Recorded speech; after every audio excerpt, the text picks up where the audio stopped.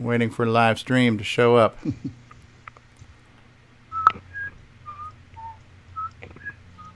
Yeah, right. All right. We'll do it live, everybody. All right, guys. CoCoTALK episode 63 is going live in 3, 2, and 1.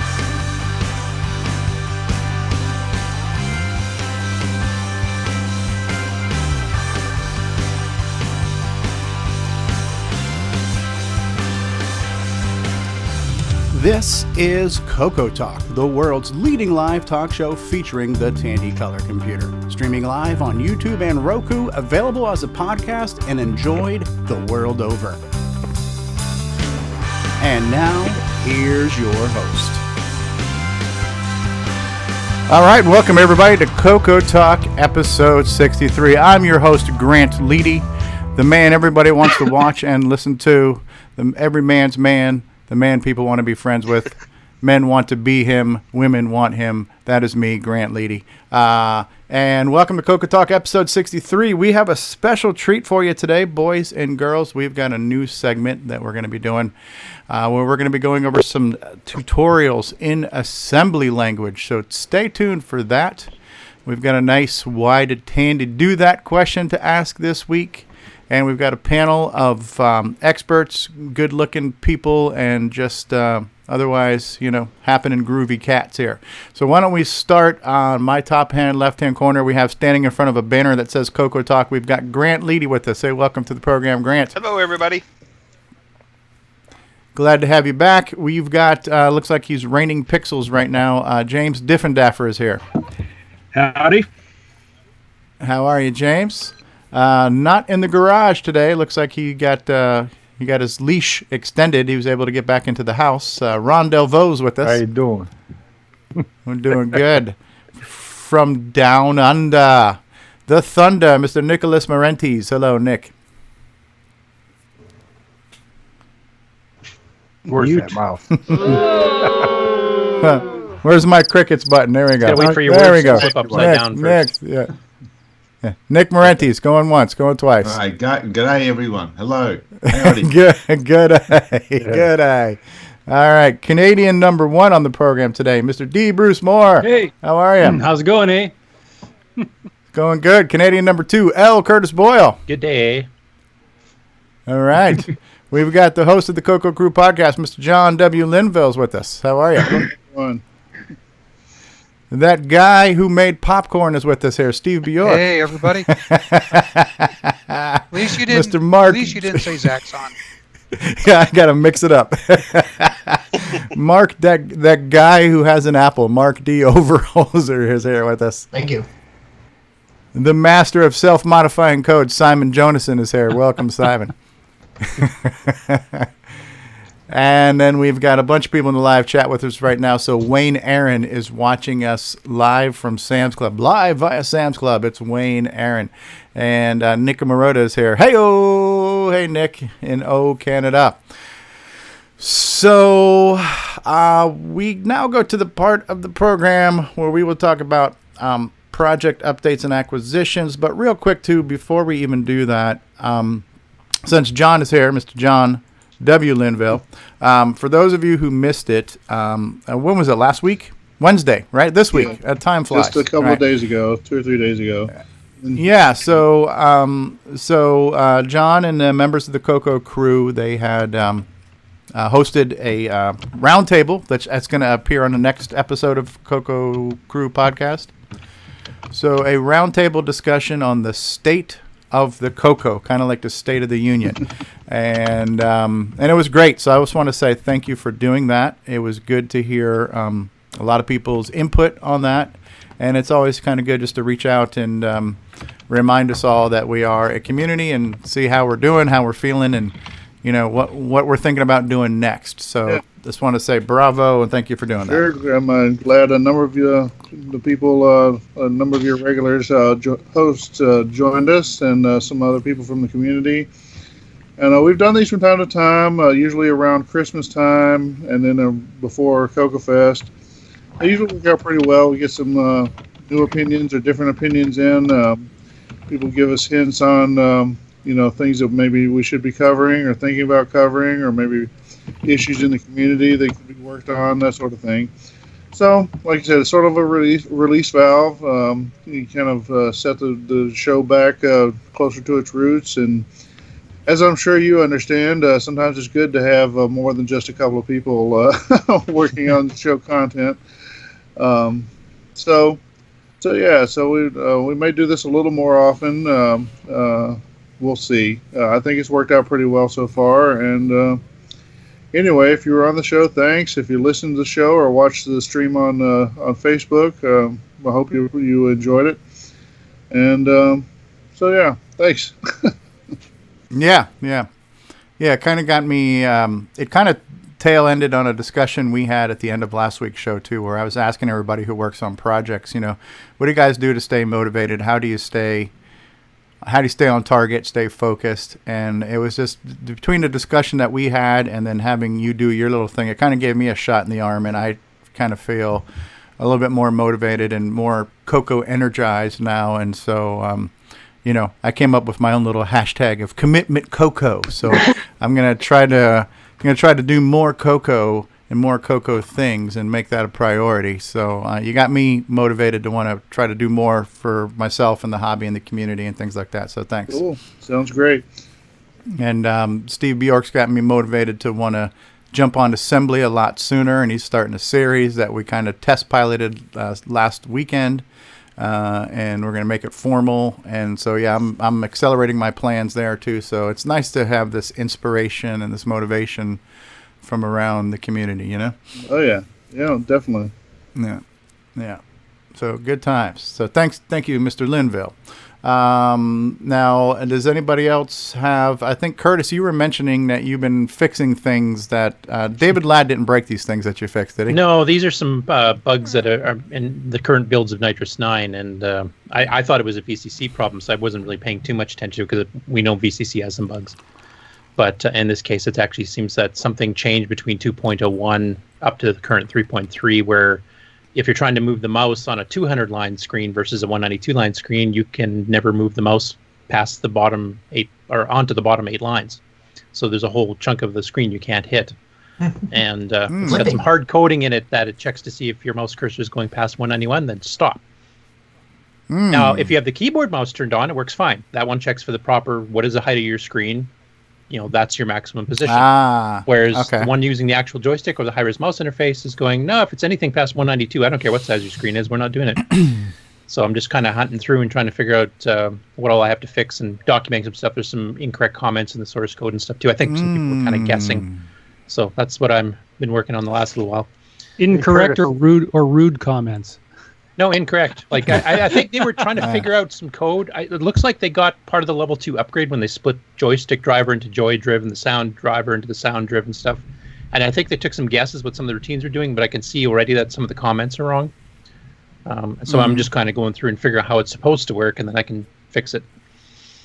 Hey Curtis, when I use the Planet program, is that the bunch at the bottom that's a bar going across when I use the program? Yeah, where you can move the mouse cursor down there? Yeah. Yeah, okay, that's exactly the same problem. Okay.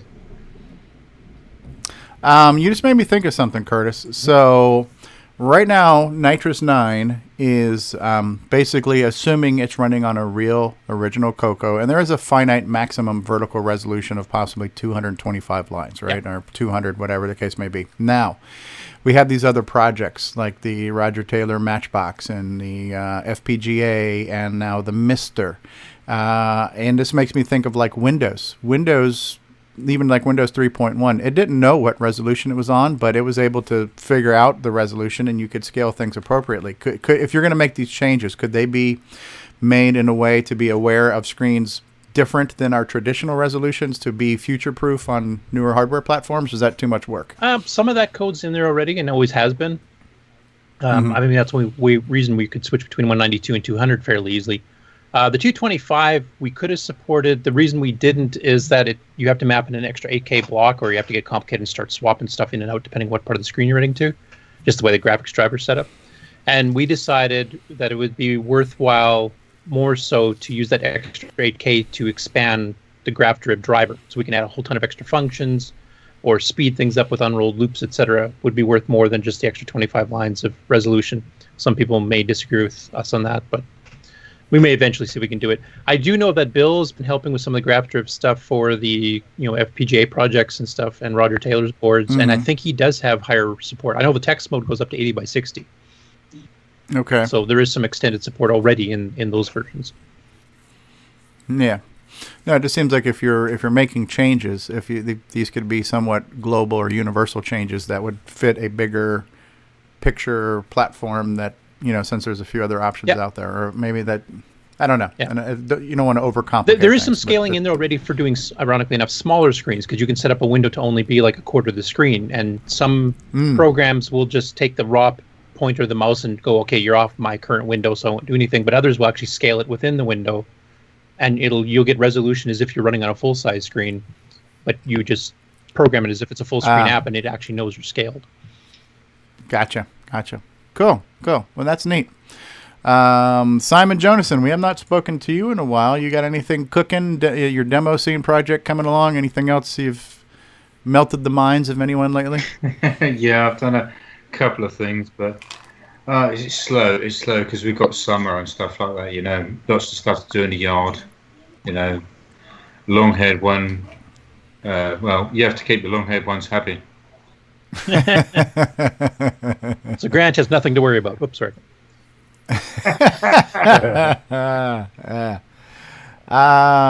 Bruce Moore, we had a little kind of a little party for you last week, a little soiree to celebrate. What was that project called again? CoCoForever.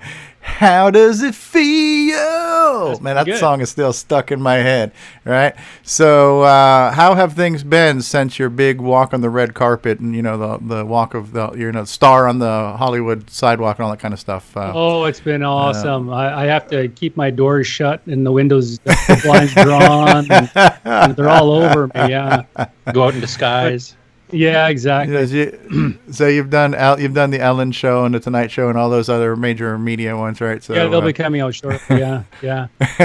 No, actually, I've been in my basement working away in post production on the other episodes. They're all the dialogue is done. It's a matter of just piecing together the background, the soundscape, and all that, and then start cranking them out. So this is the tough part. Yeah. Well, I know your commitment to quality on the project in the production and everything else is obviously second to none. And I know we went through, we did some testing and we went through a few different things to make sure that the experience that people on YouTube got the fidelity was as rich as possible. And then that carried over to the audio podcast, and I listened to it in the car on the Bluetooth on the nice sound system. Yeah, and how'd that come out? It sounded good. It sounded good. You could hear the stereo. You could hear like the footsteps and the elevator dings and all that stuff. So it did have, the nice 3-dimensional space to it. So the whole thing carried through. So, it's all part of not just the story, but the whole quality of the product. And it was a good experience. So. I appreciate your tenacity when it came to wanting it to be as good as it could be. How did you feel about the end of episode 3? Where Curtis Boyle died, it was awesome. Oh, did I give away a spoiler? No, it's good. It was good. Oh, I don't have to do any more coding. Oh, good. Thanks. Did we lose you, or are you just like shocked there, Bruce? Your picture. I seem to be frozen. Can you hear me? Yeah, okay. I thought you were in a state of shock because you have this look that I didn't move. It's not the best look on my face, but it could be worse. So no, it was good. It's been good. So and it's every episode now kind of sets you up for wanting to hear what happens next. So it's very binge worthy for sure. All right. That's what I'm saving for. All right. Yeah, good stuff. And anybody else had anything going on this week that they want to share? I'll save mine for last. I got a few things to share with you guys. Let's see. Now, is this a brief share thing, Ron, or are we going to do this for your segment? I can just do a little screen share of my Ron's Garage. I have a okay. Let me see if I can figure out how to do it. Okay, here's some figuring out music for you.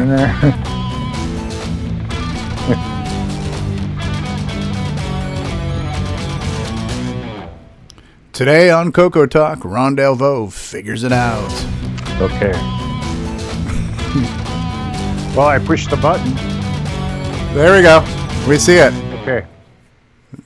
This just in. What we Ron have- Garage is on the screen. What we have is a 16K basic Radio Shack computer. Thought to be of practically no use.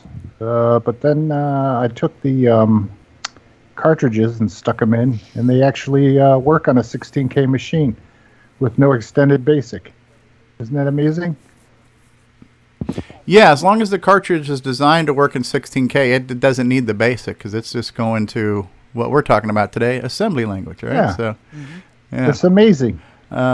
Yeah, and that's something as a kid I couldn't fully connect the dots on, because if you had color basic, you couldn't do high-res graphics in basic necessarily, but the games could. And so I was like, well, I'm glad they figured it out, but I don't know why I can't do it. But, so extended basic added, the ability for us to easily talk to that screen, but the graphics modes are there.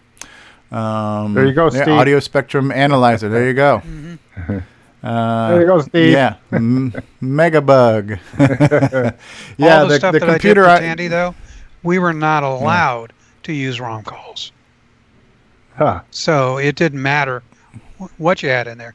As long as the cartridge got to boot, it was happy. Now, was that any ROM Yeah. calls you weren't allowed to do, or just extended basic ROM calls you weren't allowed to do? Any. Because I thought Rick Adams used some in some of his cartridges. You're not supposed to. Oh, okay. 'Cause I'm pretty sure he said either the joystick or the keyboard scan he was using the ROM.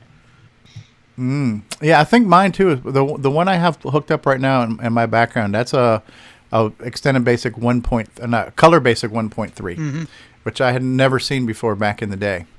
Well, there was and even the date's off. Date's newer too. 1984 is the date on that. there was a couple that they had some vector entries for, but it's still, you had to keep the memory alive for what they're doing, so you lost a lot of the direct page.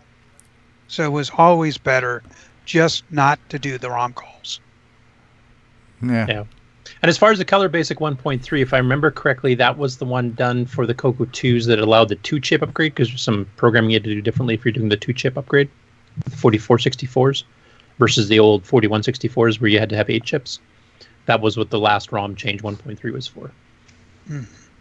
There you go. When you say 2 chips of what? 2 chips of RAM or the 2 chips of basic? Yeah, because the later CoCo 2s, you could actually take your 2 of your 128K chips from the CoCo 3 and plop them in and upgrade to 64K instead of having to get a whole bank of 8 of the older chips. Basically, the chips have 4 bits wide by Yeah. 64,000 bits long, Okay. 64K.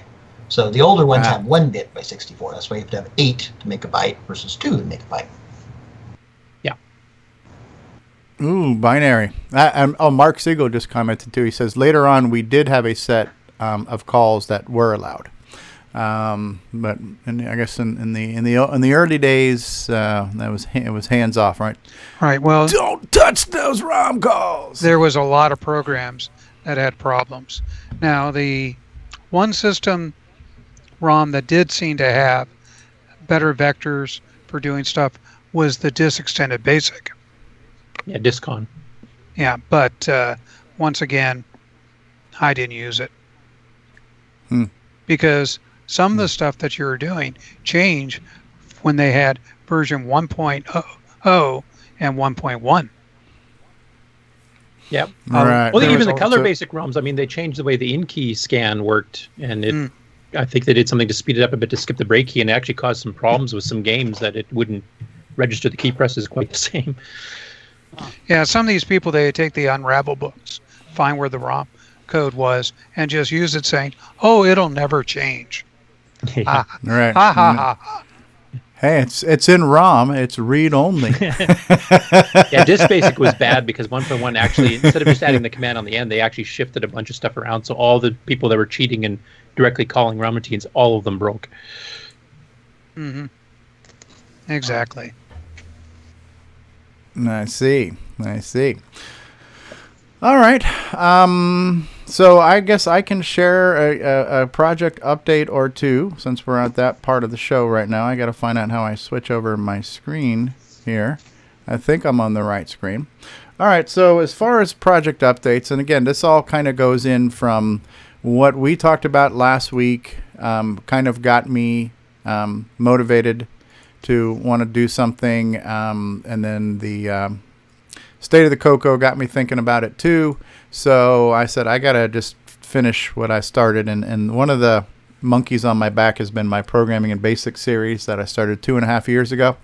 So I have released Chapter 27, Chapter 28, and Chapter 29. So in 1 week, I've released 3 chapters and 3 episodes, which is more than I've done in the past year.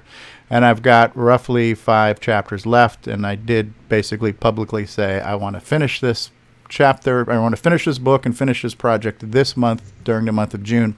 So hopefully that will be done soon. You got a week. Got a week.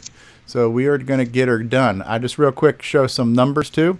We're on our total lifetime downloads of just the podcast, because if I try to add up all the YouTube views, I don't know what they would be, but we're very dangerously close to 9,000 downloads, and that's kind of a cool number. So I just want to say thank you to everybody who has been kind of experiencing the podcast with us.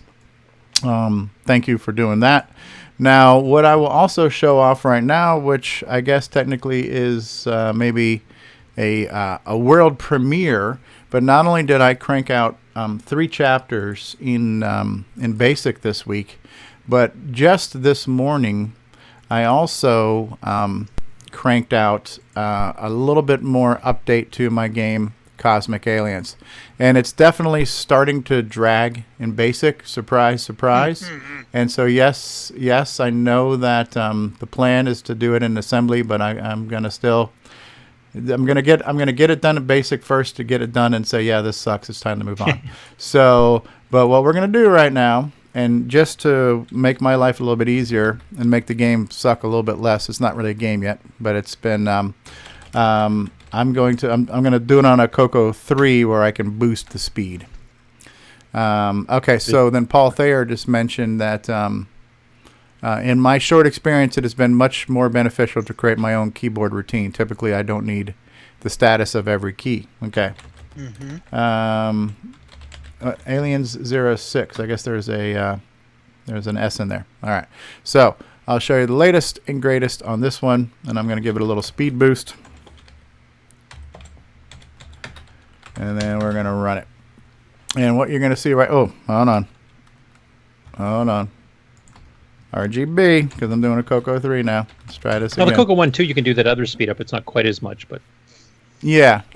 But let's get maximum speed ability here. All right, now I'm not. You've already seen. You know that I can move left and right and fire my shots. That's still in there. I don't have a joystick plugged in, but now my aliens are also dropping bombs, and I've got up to 4 aliens and 4 bombs on the screen, and you can see how blistering fast this is, right? So, but they're here, and that was one more thing on my list. You know, step 1, move left and right. Step 2, fire a laser. It's very colorful. Step 3 now. Step 3, get bad guys to drop bombs. So now my bad guys are randomly moving around. They are now dropping bombs. I can move left and right. I can fire a single shot. I have it set up to where technically I could have up to 8 shots on screen, which would just, slow it down even more. Where are your bombs? So what's that? Where are your bombs? Like I said, I don't have my joystick plugged in. I can fire a laser. I already showed off the fact I can fire a laser. I can move and I can shoot. But the newest addition right now is the ability for these guys to drop bombs. So that was, just kind of going through this one step at a time. Hey, now it's going to get real. Seriously, Steve, at this speed, you might get to level 2. Oh, so so I'm just kind of happy that I did more work on it today. How much time Basic to get 09 it to this point? help at all?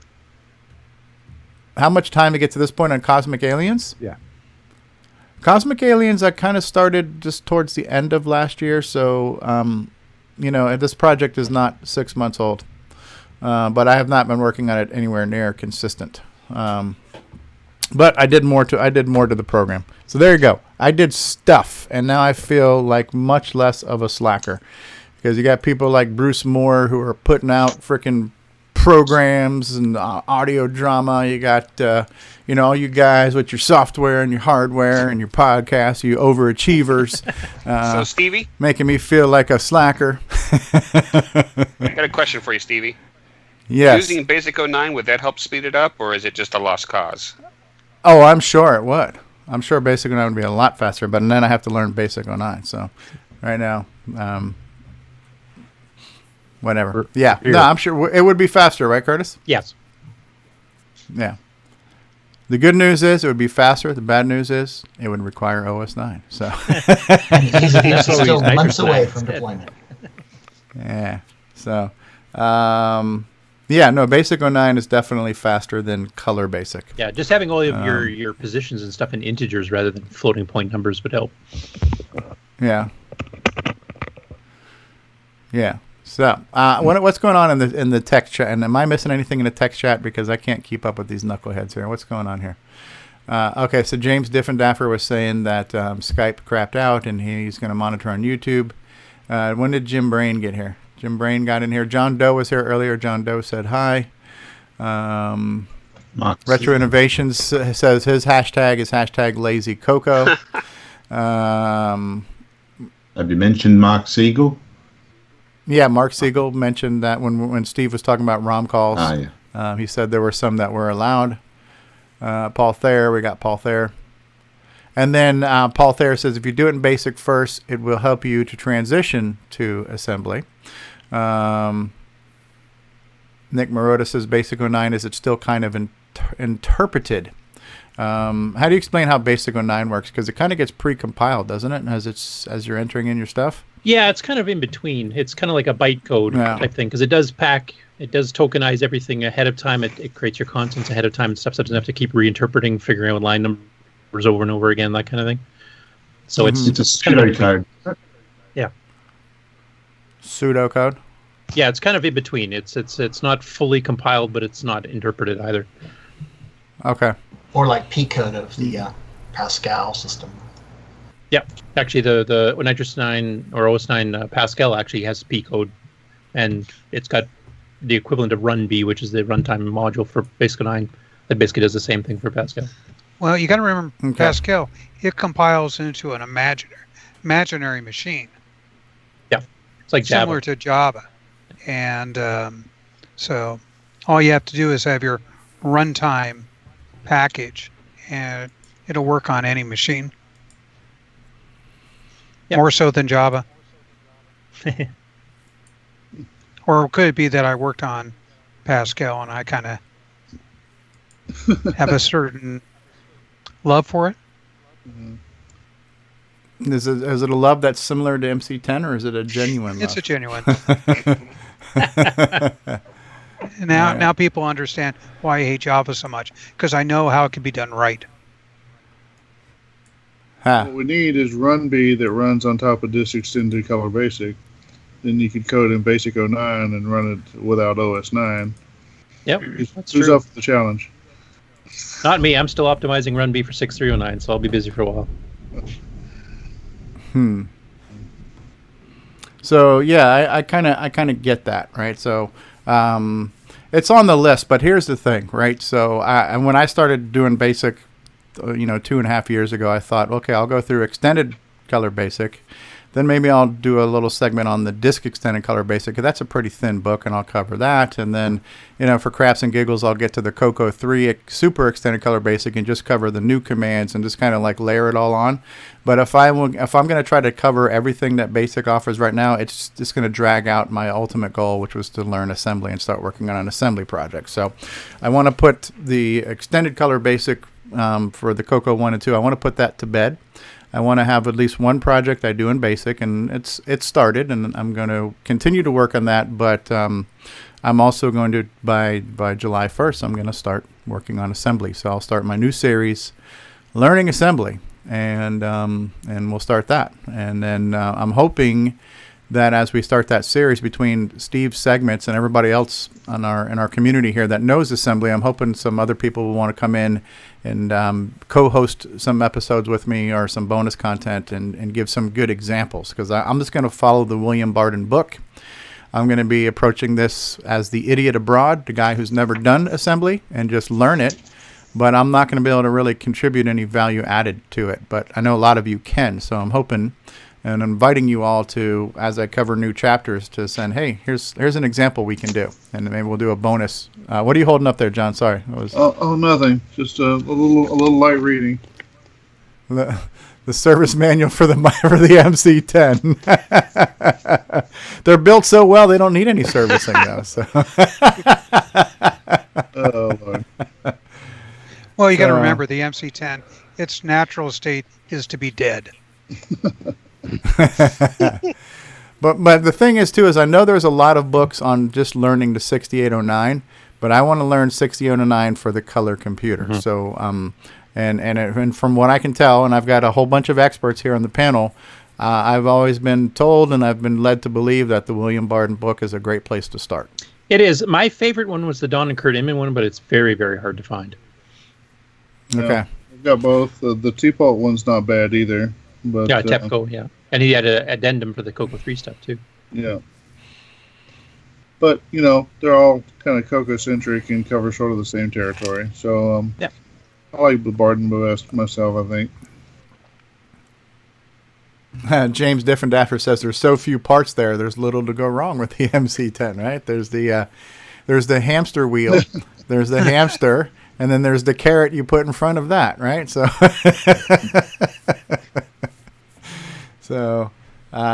cool. All right. So how about we do a quick? We're gonna recognize our sponsors.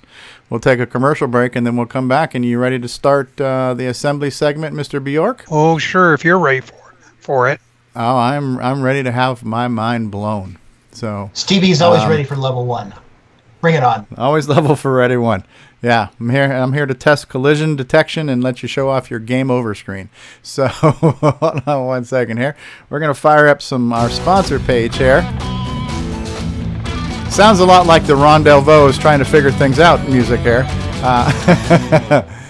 All right, so we want to quickly recognize people who are members of our community who provide cool things for us to enjoy, including the CoCo VGA project at CoCoVGA.com. He can't be here today, but he's with us in spirit. Troll Jr., Richard Lorbieski at BoySonTech.com. Get yourself one of those fine quality imitation knockoff products that he makes. When you want some good stuff, you will go over to the 4 Retro at Retro Innovations, where you can get quality products for Commodore and TI and CoCo stuff. If you'd like to make an SD card boot up like a ROM pack, visit SDPack.com. If you have not already gotten your Switcheroo RGB2 SHART cable, head on over to CoCo3SCART.com or CoCoMan.biz. As a reminder, we are now live multicasting on the CoCo TV channel on Roku. Thank you, Roger Taylor, for that. If you want to get yourself a cool CoCo t-shirt, visit 8bit256.com. If you want to find out more about the color computer, go to I'mACoconut.com. To find out more about us and to communicate with us, connect with us on the internet, go to CoCoTalk.live. Let's not forget the CoCoCREW podcast, the show that started them all, at CoCoCREW.org. And last but certainly not least, our good friend and Nick's neighbor, Brian Joyce in Australia, and his Extructus Productions at FD501.com. There you go. I said it. You heard it. It's on the internet. It must be true. So we are now going to switch over and we're going to play a commercial. We'll be back in about a minute and a half. So smoke them if you got them, drain them if you have to. And we're going to start some assembly language programming. Thanks, guys. Hi, it's Ron Delvaux, Timberman, and this is CoCoTALK.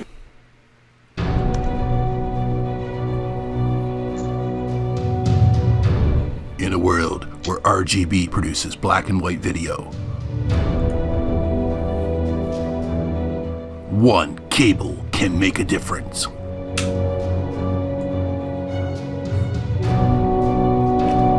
Switcheroo. CoCo3SCARTcable.com. What's going on, guys? CoCoTALK here, and I want to say thank you so much for being part of this adventure with us. It's been such a great experience in doing CoCoTALK every week, and the support we get is just amazing.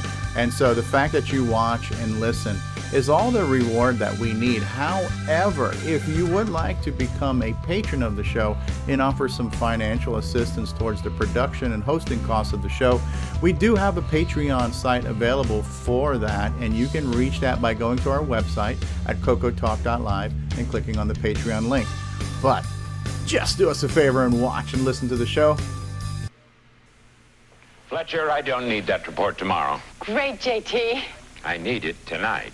But JT... Fletcher saved $300 on her office away from the office. Radio Shack's revolutionary Model 100 computer. It's a word processor, phone directory, and dialer. It even communicates with the office computer. Fletcher, how's that report? Fletcher. Radio Shack's Model 100. Save $300 and put it to work. You'll go far, Fletcher. You'll go far. We now return you to CoCoTALK. All right, you got to love that Fletcher. Paul Thayer says, I've never met a woman named Fletcher. Now, see, back in the good old days when women were basically objects, we could refer to them by their last name. Woman, get me that report thing, woman, and grab me a cup of coffee, too. There was a simpler times. Before we delve into this stuff, I wanted to say that Paul Barton says that he's been working on a 2 megabyte board. I guess he got one working, and he's got a couple others he's going to be wiring together, which is interesting. Neat. Who would ever need more than 2 megabytes? So that should be fine. So, excellent. Well, we're going to have to play some more music here, so let's play one of Curtis's little clips here. With a little intro track here.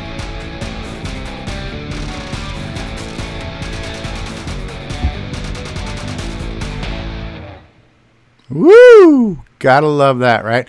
Should we have, should I put a little picture of you up here too, Steve? Do you want to be on camera while you're talking about this? Yeah, if you want to put it in the bottom corner or something like that, that's fine, but it's mostly going to be this lovely voice I got today over these slides. Okay. Give me just a second here. Your voice sounds lovely. It does. Yeah. No, School bell to ring. That's great. This kind of worked here, I think. Well, you're kind of on the screen right now. I'm not sure if you're going to stay there, but I'll put you right there. Okay. There you go. That should work okay. Hey, should we all have our computers on the first page, or what should we do? Take notes? That's up to you. I guess if with your permission, if you want, we could circulate this later on, Steve, the little presentation. Or yeah, but we'll discuss that offline. Okay. All right. So, well, we're going to try and do these things in bite size. Haha. We're not going to try and cover too much material. We're going to bring it in small segments. That way you have a chance to absorb it. Also, it's not a bad idea, a few days later to watch the segment again and just pick up on the little nuances that you may have missed out the first time. So why don't we go, oh, by the way, this first one is a foundation, and it's all about the math. And I got to explain to you in this lesson how math works on a microprocessor. So go ahead and go to the first slide or next slide. Okay. All right. When it comes to doing work, we're working with digital microprocessors. And digital, the main thing about it is you have information that's stored in a bit or whatever, and these have 2 states. 0 or 1, or on and off. Very simple to do, and it's very good to keep. Now, in the case of something like when you have more states for a digit, like what we usually use for math, like what we call decimal, you can have anywhere from 0 to 9 in each digit. Well, it's more likely that you might get an error where the number 4 can shift to a number 5 very easily. And a good example of this type of error is Samsung when they came out with their 840 SSD drives. After a while, they would shift because you basically had 8 states per memory cell. And sometimes what you stored in there went from like a 5 to a 4 after not rewriting the cell for about a year. And they discovered that their solid state drives were having problems. So this is one of the reasons why digital microprocessors do use digital, which is on and off for the information state. And you're going to also sit there, well, you can't do much if your answer is 0 or 1. How do you calculate 2, 3, 4, or higher numbers? Well, it's the same thing that we do with, let's see. Well, let me just continue here with what I've got on the slide. With digital, it's hard to make an error. The other thing is pretty much really easy to do math when you only have 2 possibilities per bit. Why don't we go to the next slide? Because I started to skip to that information. Okay. How do you do larger numbers than what can be held in a digit? Well, in the case of decimal or base 10, you can have 10 states per digit, 0 through 9. Binary or base 2, which is what the processor uses, only has 2 states, 0 or 1. But just, how you do the math for larger numbers is you add more digits. Let's quickly go to the next slide.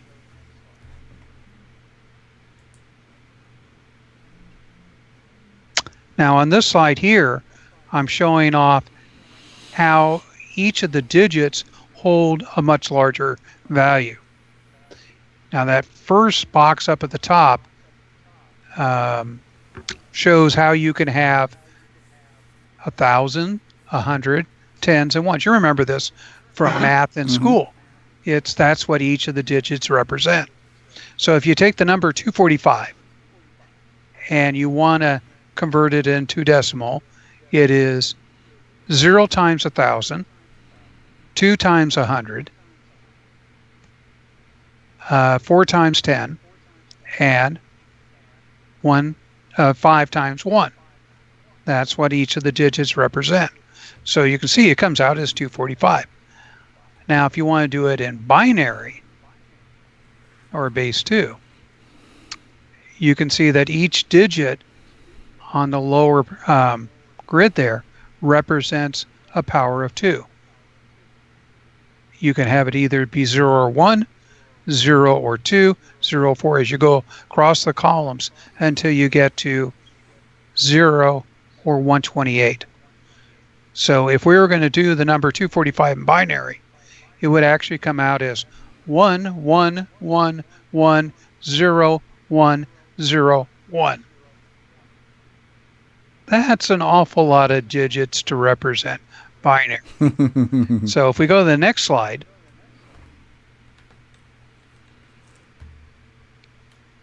there's different other base systems that you can use out there to represent the numbers. You're still doing it in binary, but you're putting the bits together. And one of the favorite ones that Motorola likes, and I have to agree with them, it's the better one, is something called hexadecimal or base 16. Think of it as hex being 6 and decimal being 10 or 16 digits, because that's what hexadecimal is. Now it still has what you're familiar with base 10, which is 0 through 9. And then they got really creative and came up with A, B, C, D, E, F. to represent the extra numbers in hexadecimal. As you can see, computer people are really creative. And basically, A equals 10, B equals 11, C equals 12, D equals 13, E equals 14, and F, the grade that we all try to avoid in school, is 15. So to represent the number 245 in base 16 or hexadecimal, on the grid I show 256, 16, and 1 for the different digits. And there's nothing in the 256 since 245 is less than 256. So that's a zero. Mm-hmm. But you've got 15 for the 16 digit, and then you've got 1 for the smaller digit. So if you look at the little thing at the bottom where I show the numbers being added up, it's 15 times 16 and 5 times 1, which is 245, but comes out as F5 in hexadecimal. Because F is the 15. F so that is that 15. That number 15 under the 16 you write as F, and then the 5 is just 5. So and as you can see, the main reason why I bring up hexadecimal, would you rather write 2 digits, 2 numbers down, or the 8 numbers for binary? The 8 zeros and ones. Yeah. And it actually makes it easier to follow. Why so not that's just write 245? Because that's decimal, and the computer doesn't think decimally.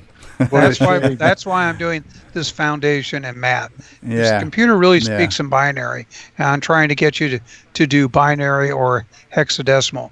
That's the way the computer thinks. Now you can, in the assembler, put in decimal 10, and we'll see that as hexadecimal 0A.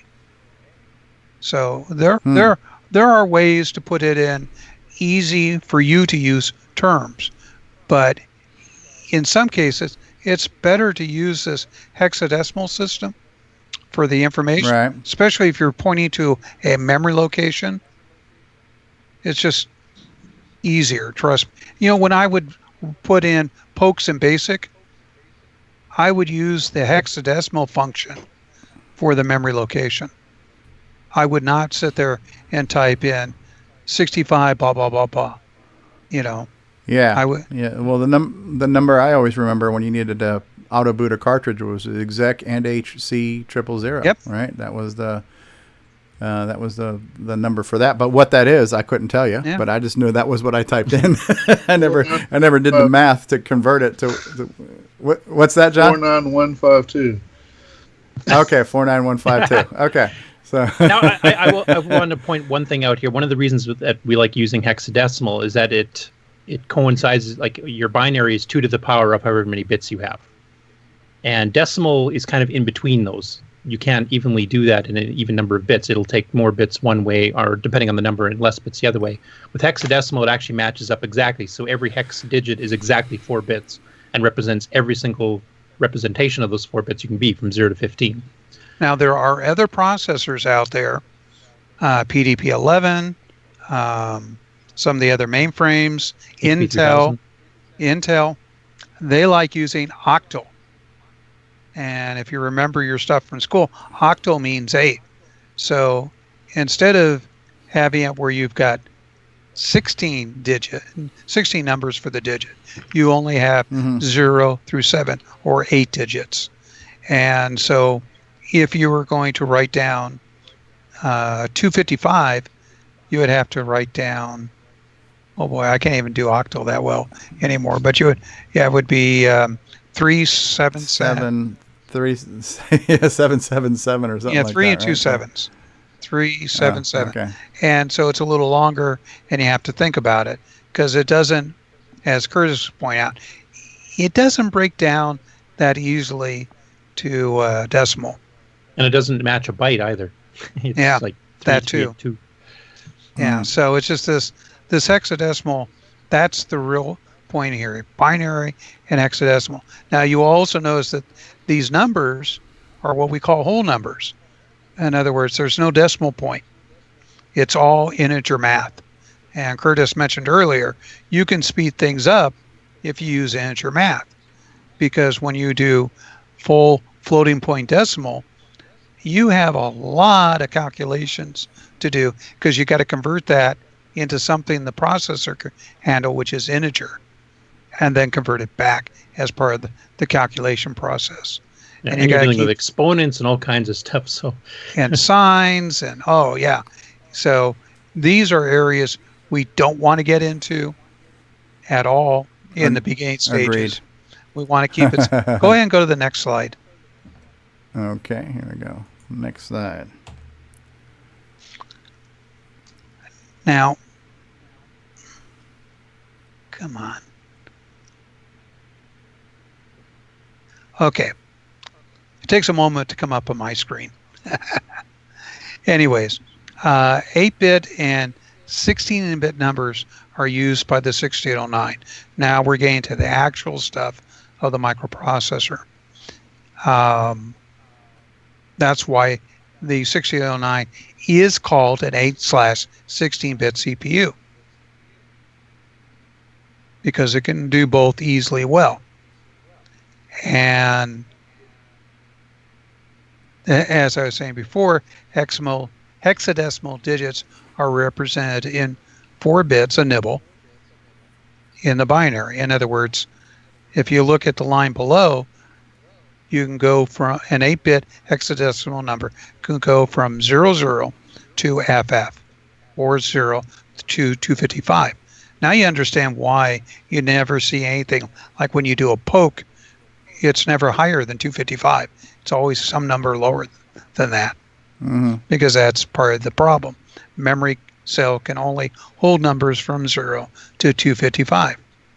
Now a 16-bit hexadecimal number can go from 0 to FFFF, which is also going from 0 to 65,535 in decimal. That is its limit range. And that's also why CoCo's 1 and 2 had a limit of 64K of RAM, because the 16-bit numbers primarily are used to address memory. And if you can't go over that 65,535, you can't address more than, so it wasn't worth putting in more than 64K until you start doing tricks like the CoCo 3 did using memory management. Let's go to the next slide, because I actually talk a little bit about that on the next one.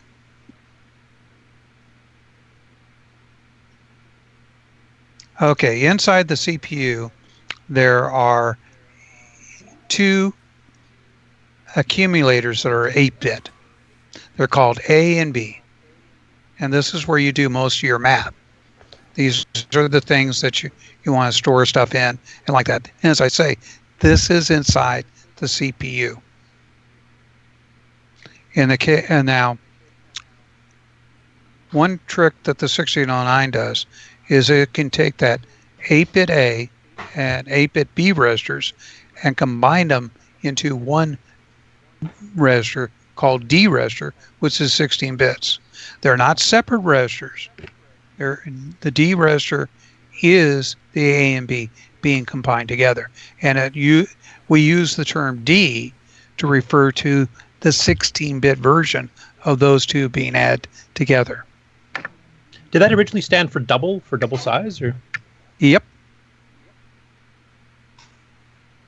It seemed to be the most logical way to put it so us programmers would remember. Now you got to remember, way back in the day when these processors were being designed, they were being designed for people that did assembly work, because they would go to their bosses and say, I like programming on this processor because it's nice, it does the stuff easy and like that.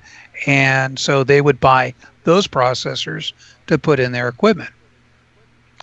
Nowadays, the processors have gotten so complicated, very few people actually program in assembly on a modern processor.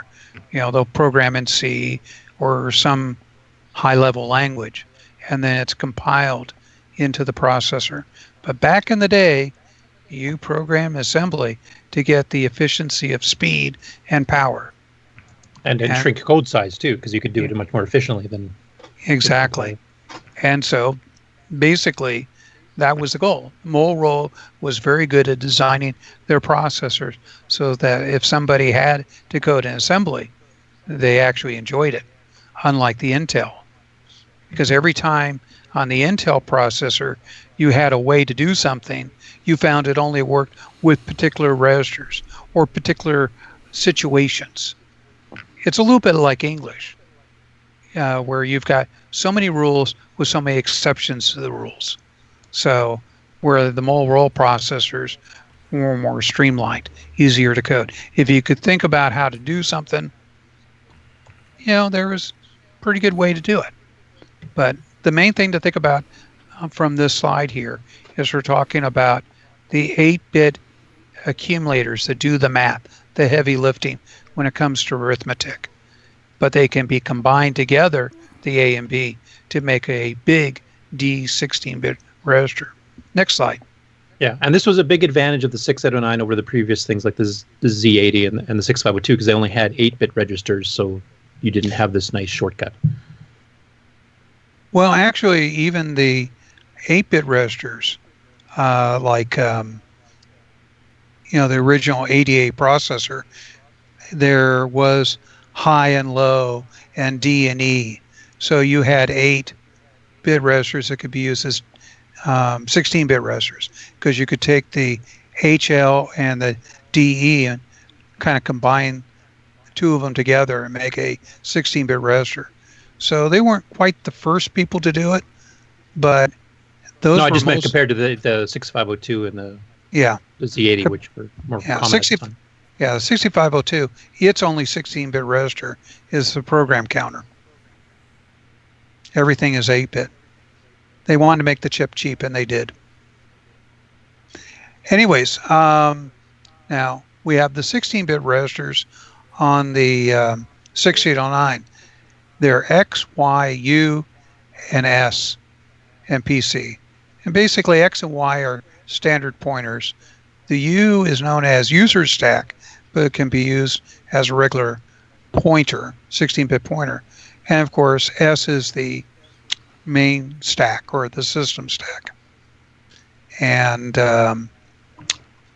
they can point to any single byte of the 64K of memory.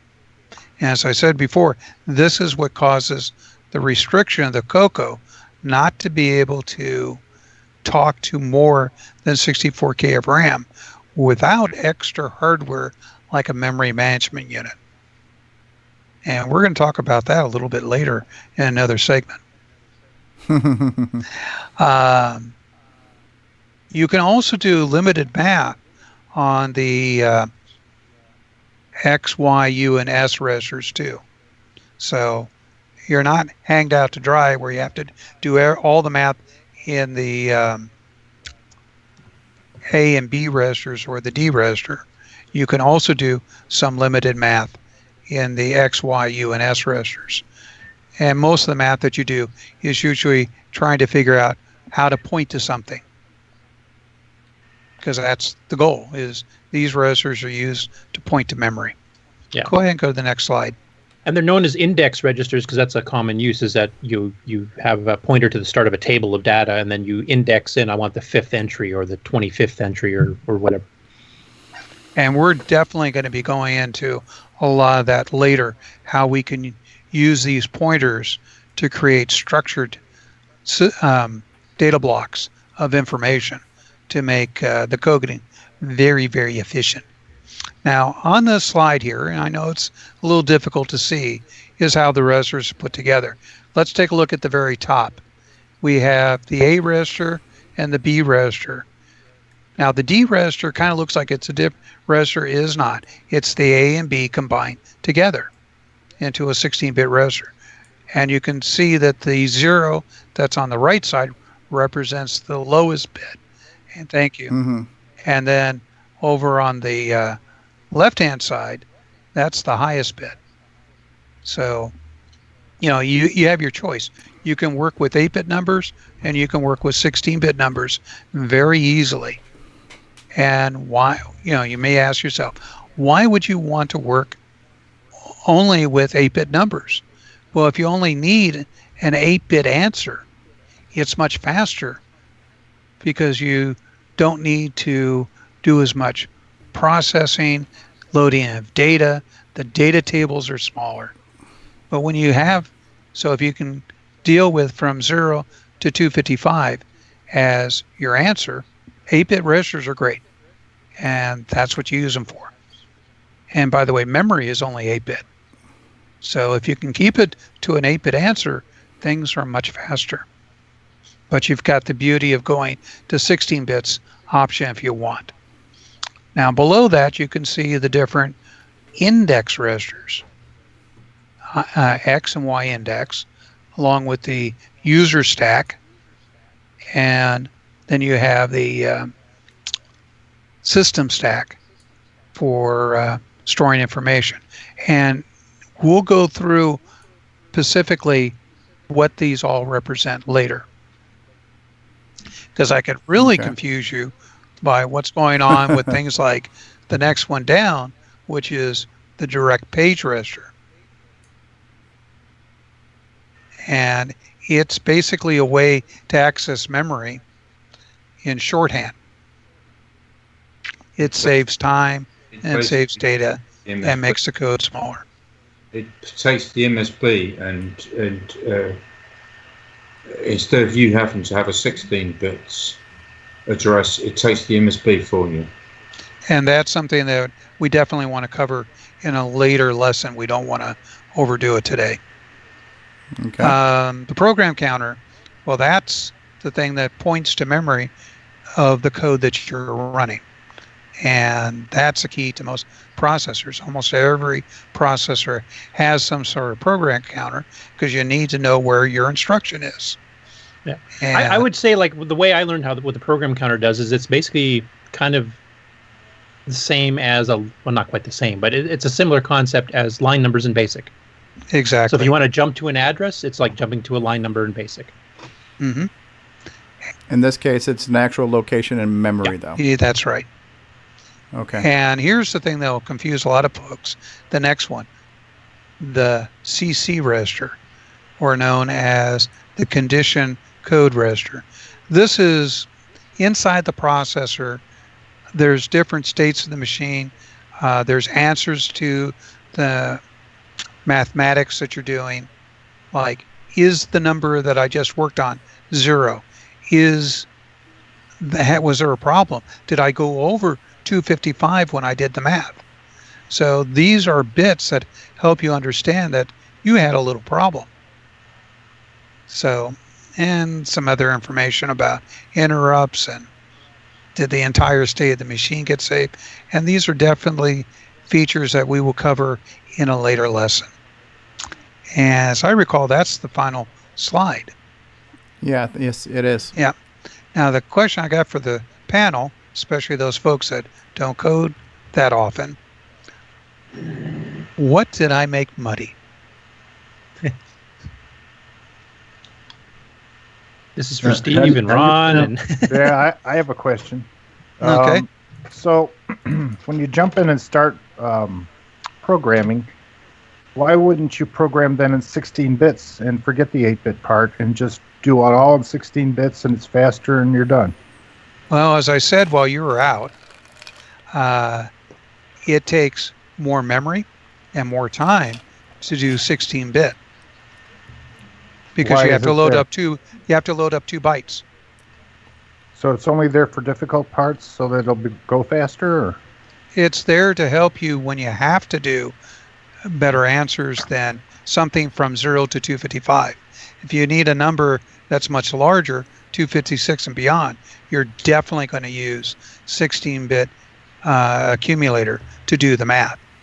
Okay. And when you do that, that means that when you go to save your answer, you're saving it in 2 bytes, not 1. So your data becomes twice as large.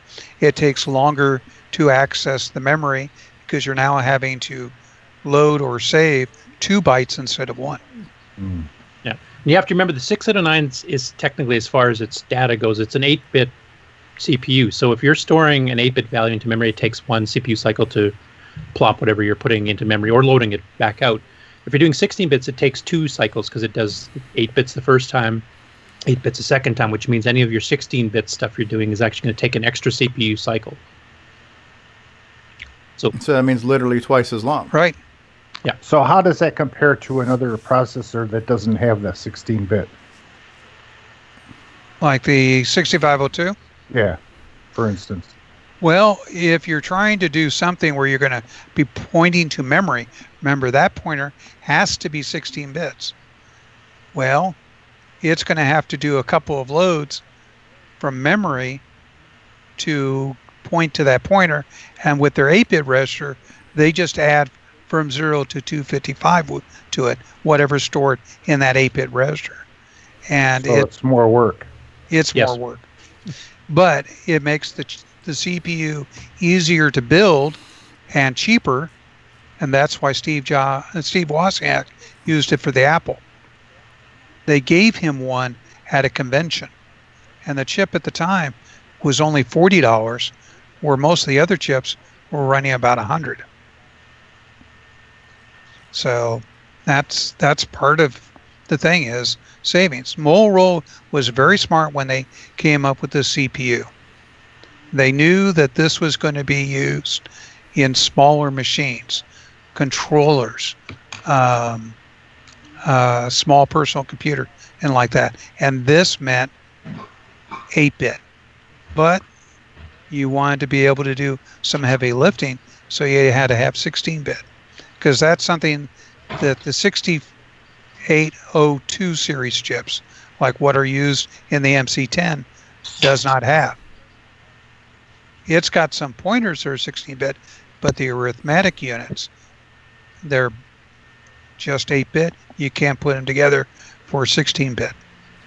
So, the 68,000 chip then will process in one cycle 16 bits each time.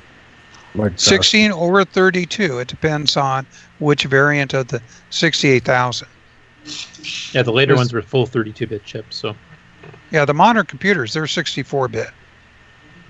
And they can, but they also have very wide memory. See, that's part of the thing. The 6809 only has an 8-bit wide data bus to talk to memory.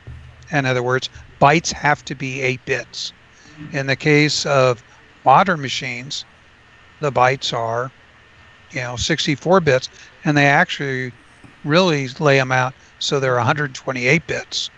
So they can bring in a lot of information in one clock axis. But back in the day, when these, back in the 80s, having a 16-bit thing was very expensive, 16-bit bus. That's why Intel, when they came out with their 8086, which was a 16-bit CPU, they came out with the 8088, which got used quite a bit because its data bus was only 8 bits. And that's what IBM chose for the original PC, because they could use 8-bit support chips instead of having to make the jump to 16. And I programmed on some of those early IBM machines, and I could make the CoCo run faster. Wow. Because part of it was accessing this information. Bruce is asking who's running the vacuum cleaner in the background. There's definitely some background noise somewhere. I'm not sure where it's coming from. It's me. I think it's our friend in Europe. That'll be my laptop overheating. Oh, the laptop fan, yeah. Huh? Yeah. Gotcha. So the mystery has been solved. Yeah. And yes, the 6803 does not have. Oh, it does have a D register. Oh, yes. Okay. A 16-bit D register. Okay, I stand corrected. It's got X. Okay. The 6800, 6802, which I'm more familiar with. No, they did not have a 16-bit accumulator. Yeah. The MC10 has got a D register. Mm-hmm. It does. So I don't want. I know this is an introduction, and we're just trying to cover some basics of what is binary, what is a bit, what is a nibble, what is hex, the concept of the register. I understand the concept of the register, but now, without getting too technical, how do you actually access this A register and B register? Is that through assembly commands? Is it That's is the exactly A register right. Is it a fixed location in memory that you could effectively peek and poke into? Well, that's the thing is, the beauty is these registers are inside the CPU. They're inside the CPU, so it's not in memory. It's not in memory. So they don't have to spend time accessing memory to get their information. They're already there. Okay. I hear somebody laughing back there. So the A register, the B register, the combined D register, that's all stuff that you're literally looking into the CPU itself. Right. Same with X, Y, U, S, C, C, D, all of them. So all these things here are basically effectively, so the CPU has its own internal RAM then. These registers, this is stuff that's stored in it. All right. So I'm looking at a location inside. Literally, it's like if this was an EEPROM. You're peeling back the sticker. You're looking through the window, and you're looking inside that 6809, and you're seeing some numbers inside it. You're seeing either 8 bits for A, 8 bits for B, or 16 bits for D. So your Alpha, Bravo, Delta right there. Mm-hmm. You see those, and we're probably not going to cover that today. But you actually use that A and B to do math. You're also saying too, right? So whatever's in A can be used to add to something that's in B or whatever, and we won't get into that today. I'm just trying to apply what you're saying in some tangible form in my brain here. So everything you've talked about in the term of registers live in the processor, not out there in RAM. Yeah, exactly. When you turn the computer on, is there random stuff in all the memory? It depends on the memory, but most cases. Yeah. Mm-hmm. When I put a picture on that high screen program, the picture that comes up first before it starts doing something with bits and bytes is always the same, and there's blocks of clear area. There's a line that goes across, and then everything starts getting changed. But that screen just before everything starts working is always the same. So it's like a blank graphics representation of what's there. All you're doing is you're showing the screen before it got initialized. However, the memory came up, that's how it came up. So, but that's not part of our subject for today. Right. Okay. One thing that which will probably be described in the next session is that we've talked about the registers and all that are built into the CPU and what they do and all that. But the other thing we should clarify right now is that the CPU also has a language of its own, like various instructions. A lot of those numbers mean something to it. And a lot of those instructions are things like load A, LDA, or STA, store A. And there's a whole bunch of those commands. And you use the commands then to tell the CPU how to manipulate the registers and how to manipulate the memory. And that'll be something, I guess, that will be described in the next chapter. Yep. Yeah. In other words, it's not just the registers and that's it. There are instructions that they represent as well. And that's assembly language. That's learning all those instructions and how to put them together. That will then allow you to play with those registers and that memory and the I/O that each machine would provide, like the video memory, the sound, all that. That's where it all starts. So once you learn this stuff, you realize just how slow BASIC is, because BASIC is another layer doing the same stuff, but BASIC is also general purpose. When you Yeah, like for example, the numbers in BASIC, they're floating point. And as I was saying earlier, floating point math, what we're used to when we do 37 divided by 16 on a calculator is, something, something, point, something, something, something. That's hard for the CPU to deal with. They have to translate it from this real number or floating point into the different elements of the integer math, do the calculations, and send it out. By the way, there's addition and subtraction in the CPU, a very limited multiply. There is no divide. So it has to go through, and remember when they said, okay, divide this number by this number and show your math, and you had that big show your work. Yeah, and it came down. Unless you have a 6309. It's that's the thing, is it's doing all that work.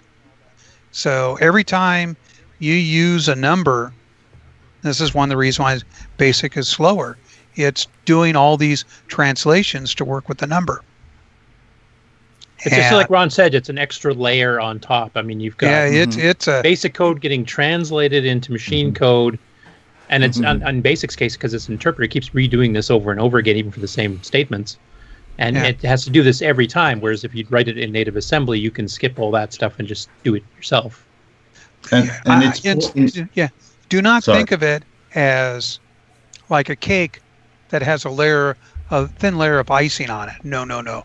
We're talking about layers as in a really thick piece of lasagna, and it just builds right up. There's so much stuff that's going on in BASIC because they want to be everything to everybody, and they want it to be simple for the average person. It's got lots of layers, and you have to go through them. And sometimes when you cut that lasagna, you really got to work at it. It's important to also mention that the processor or the computer itself really doesn't know anything else but machine language. It can only really understand machine language or assembly language, let's say. It doesn't know BASIC, it doesn't know Pascal, it doesn't know Java and all that stuff. BASIC is another machine language program that is running on the computer that does all that interpreting, so that the human can talk in BASIC, the interpreter, machine language program, and the BASIC interpreter written in machine language, it then interprets the human language. So yeah, it sits sandwiched like we were just saying there. That it's a layer or it's a lasagna in between the human and the CPU. So now, what about C? Where does C fit? C is like BASIC, right? Sort of, kind of. No, not quite. Yeah. Yeah, but that's getting off topic there, Ron. Yeah. Let's stay on topic. So I have a question. Everything's under control. Situation normal. So I have a question that Nick just kind of brought up. Is assembly language and machine language, are they the same thing or are they different? Yes and no. Yeah, they are different. Weren't you on our After Dark where we talked about this, Grant? I don't know if I was or not. You were. It was last Saturday. There is a difference. So, yeah. You don't call one the other.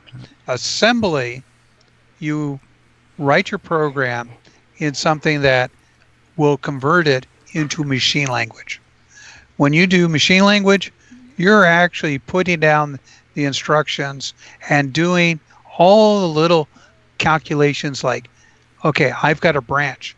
I have to calculate where I'm branching to and write that number in. So these assembler programs do make it easier to write the assembly language, hence write the machine code that it's going to run.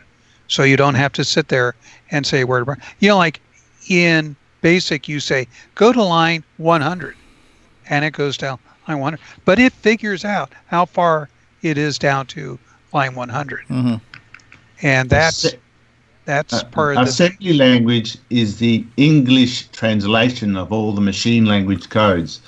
You can either just sit there and write the numbers directly, but that is, very hard to do. I mean, I remember there were some people that used to program just in machine language, and it was just numbers. And most mortal humans can't do that. But assembly language is a way of interpreting or showing those numbers as a word, almost as a word. So where you say load A with the number 5, that would represent a string of, say, 2 numbers. One number represents the load A instruction. The second number will be the number 5. So the CPU knows it's got to load the A register with the number 5, but the human wouldn't. To make it easier for the human to understand, we use the assembly language translation of that same instruction. So it is machine language, but it's not directly machine language. It's the English translation of that machine language code. Yeah, because if you were doing strictly machine language, you would just be dealing with numbers. Like in the case that Nick did of a load A with 5, that would be an 8-6 hex, which is a load A immediate instruction, and then 0-5. But then you have to memorize all these stupid codes and try to figure them all out. Some instructions take more than two bytes. There might be a string of 4 or 6 numbers to do one instruction. So it's much easier to just write the one instruction in a more English-like language, which is, I guess, the assembly language. Yeah. And what's a good assembler to use for a new person? Oh, well. I guess it depends on a few things. Yeah, we'll be covering that later. We're going through and we're looking at what's going to be the best option as far as price and ease of use. Okay. Baby steps. All right.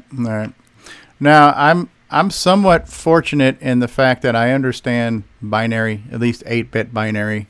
I also, to a lesser degree, understand hex. So the concept of the 0101, how that translates from binary to decimal to hex, I'm familiar with that. I through osmosis learned it using the CoCo, even in BASIC, because things like trying to peek the screen. If you needed to put something on the screen, you needed to know what character was on the screen. I always remembered the letter A was 65 decimal. 65 was A, 66 was B. These were bytes, and we're peeking and pulling bytes off the screen. So while not knowing it at the molecular level, I understood decimal, I understood binary, and hex. And since I've been teaching like subnetting in TCP/IP, like IP version 4 is the 32-bit number that we break into 4 groups of 8 bits. I've been having to teach this for years, so I understand it, but I don't necessarily think fluently that way, but I at least understand it conceptually. So for me, that's not a new concept, but it was still good to see it put there in the forms of slides, and I don't know that everybody knows that either. So I think this is a good introduction, and I've enjoyed it so far.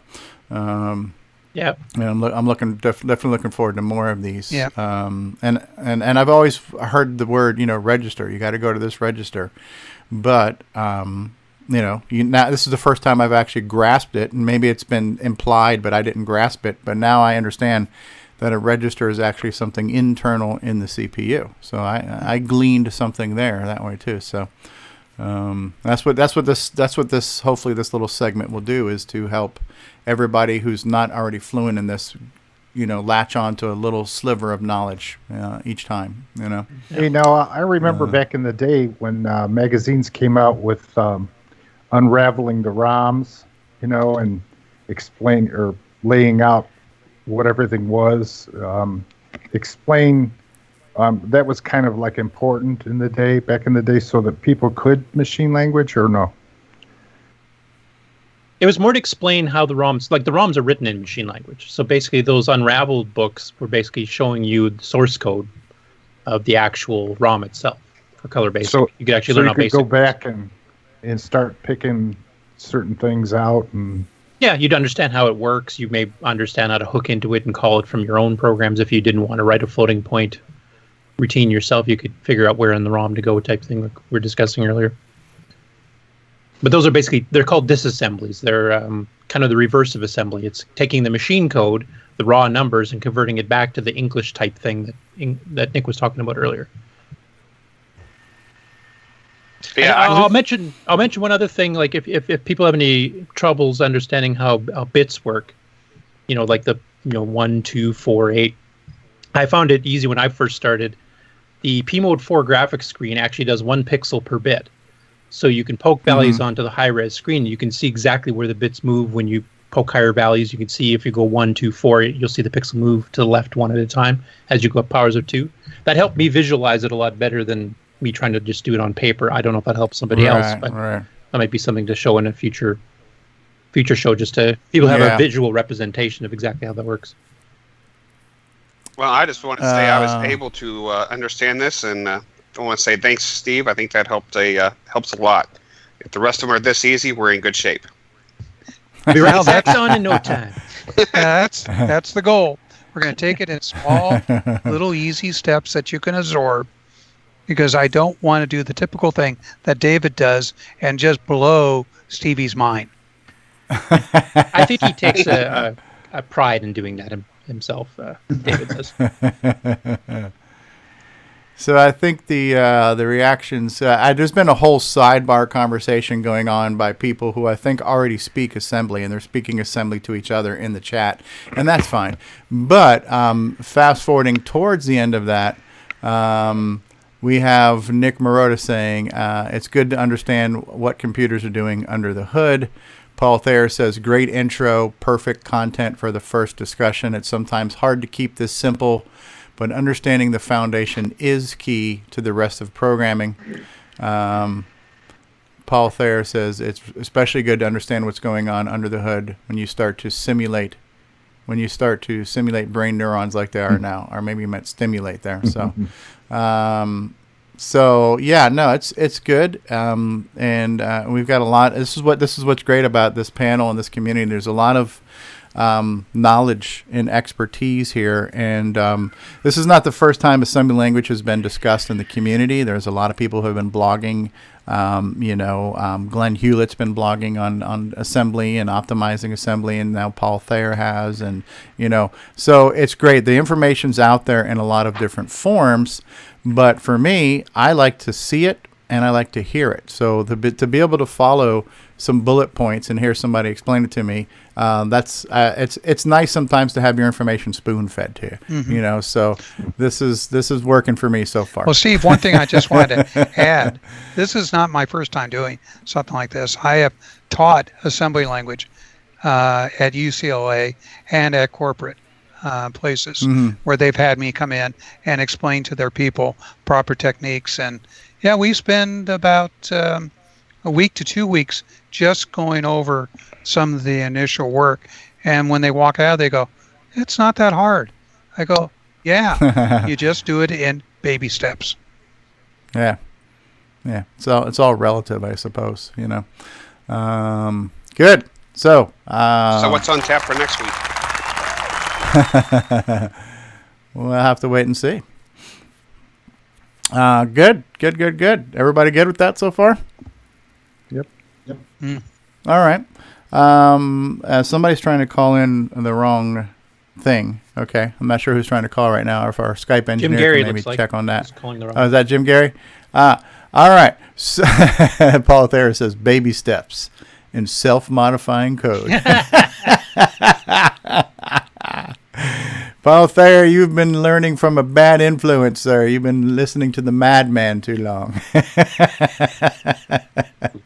All right, we're going to take a commercial break, and then we'll be back. And then I believe we have, I don't know what you want to do first. If we want to do the why did Tandy do that, or we want to do Ron's Garage is going to bring us a segment where we talk about stuff from CoCo magazines of the past. So I guess we can decide that when we come back from our brief commercial break. I'm going to refill my beverage, so I'll be back in about a minute and a half. See you guys then.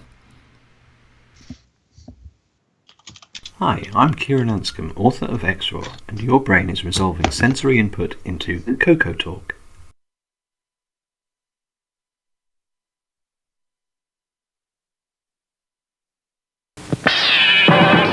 And now, these messages. At Gsoft, we make games for the TRS-80 color computer, TRS-80 MC10, and Dragon computers. Our basic games cover the range of genres from arcade, to text adventures, to simulations, to 3D dungeon crawls. This is our latest puzzle game from Japan, Fruit Panic. So come on and drop by our website and download our latest games. What's going on, everybody? CoCoTALK, and I want to say thank you for continuing to watch and listen to CoCoTALK. We love doing this show. We think we put together a pretty good show for you, but this show could be better with your help. So if you would like to send a feedback, a comment, a suggestion, a show topic, or maybe even your own little segment or bumper, then send it to us via email to CoCoTalk@CoCoTalk.live. This show would be nothing without you. Love to hear from you.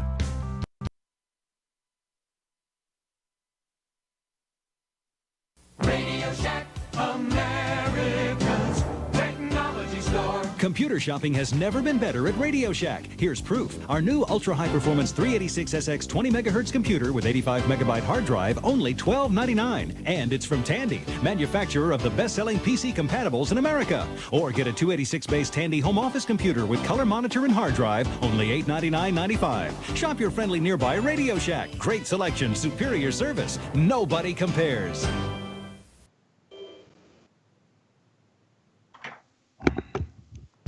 That's right. When it comes to Radio Shack, nobody compares. And I just want to say real quick, I want to do a product placement here. I'm not getting endorsed for this, but I want to show you what I'm snacking on right now, although my software is frozen. Here we go. So this is a Twizzler, and it's a key lime pie flavored Twizzler.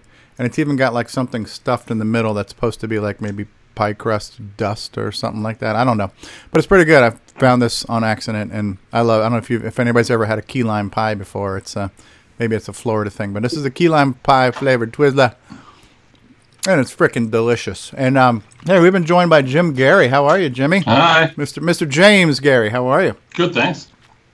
Jim's fine. Jim's fine, and yeah, you were with us in After Dark last Saturday night too, so thanks for making some more appearances. Glad to have you here. It's lots of fun. Yes. So did you catch any of our assembly discussions? Sorry, I just got back and home from errands and stuff, so. All right, we're just going to start over. Steve, you ready? We're going to take it from the top. Oh, great fun. Everybody loved that. Yeah, so for those who have never seen Jim Gerry live and in person before, he is an actual human being. He is not part of an artificial intelligent neural network of computer systems that cranks out software at the speed of electricity. And he's here. So, excellent. Yeah, so Paul Thayer says, sweet games, Jim. All right. So I got another one out coming today. So Ron Garage, we're gonna switch over to a cool little piece of artwork here that our resident graphic artist here has produced for us. No, that's the wrong one. Hold on. Let me find the other one here. It's this one here. Let's play some Curtis Boyle random music clip here.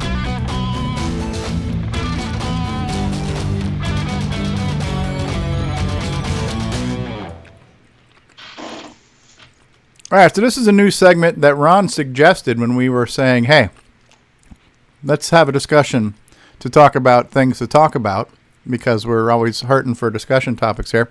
And Ron says, hey, why don't we talk about some old magazine stuff? So on that note, Ron has graciously decided to share some old color computer magazine stuff with us. So take it away, Ron Delvaux. Okay. Well, I don't know how many of you guys have ever gotten each one of these magazines, or just maybe one, the Rainbow.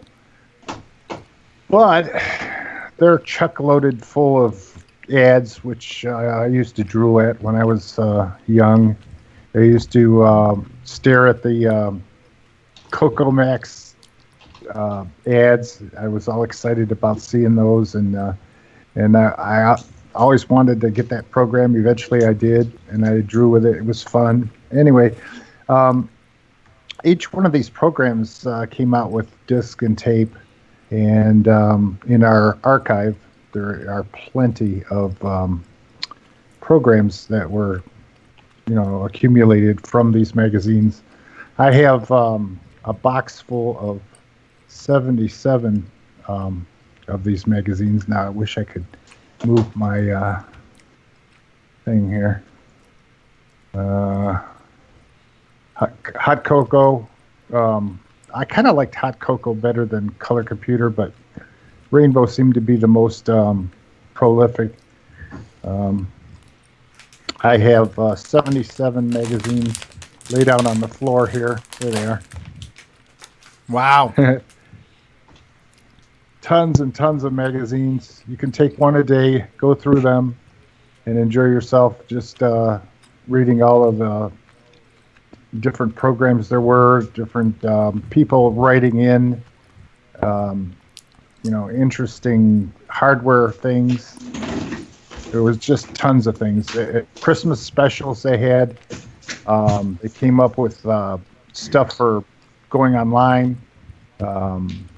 printing, printing routines. Everything you could think of is in this sector. But anyway, Ron, did you have any Color Computer news or? No. Thank you. Nope. These are the three that pretty much I collected.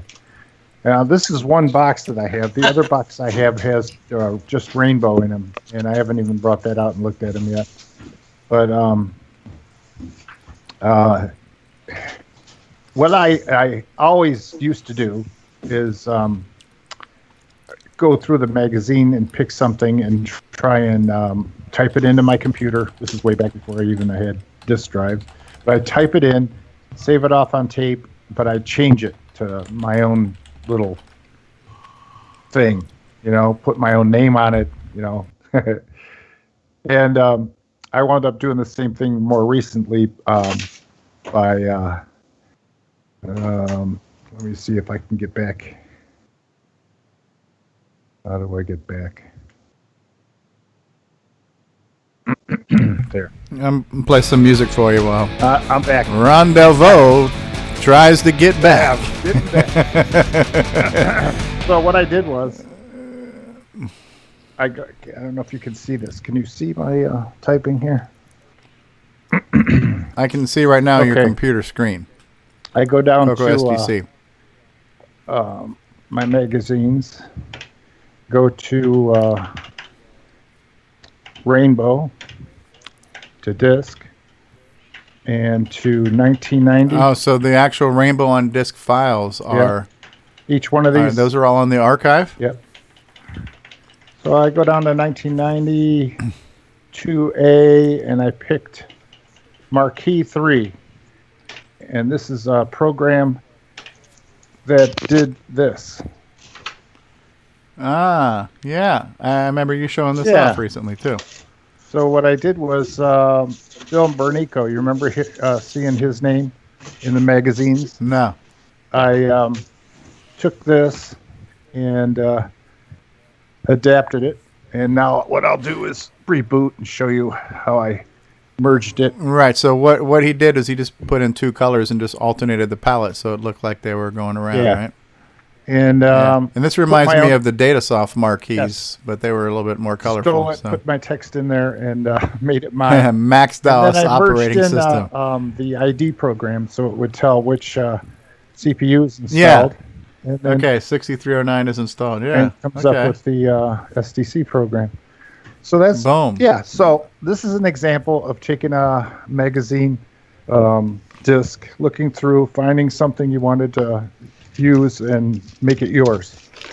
And that's what I had for you. Yeah. No, that's awesome. That's awesome. Yeah, no, that's really cool.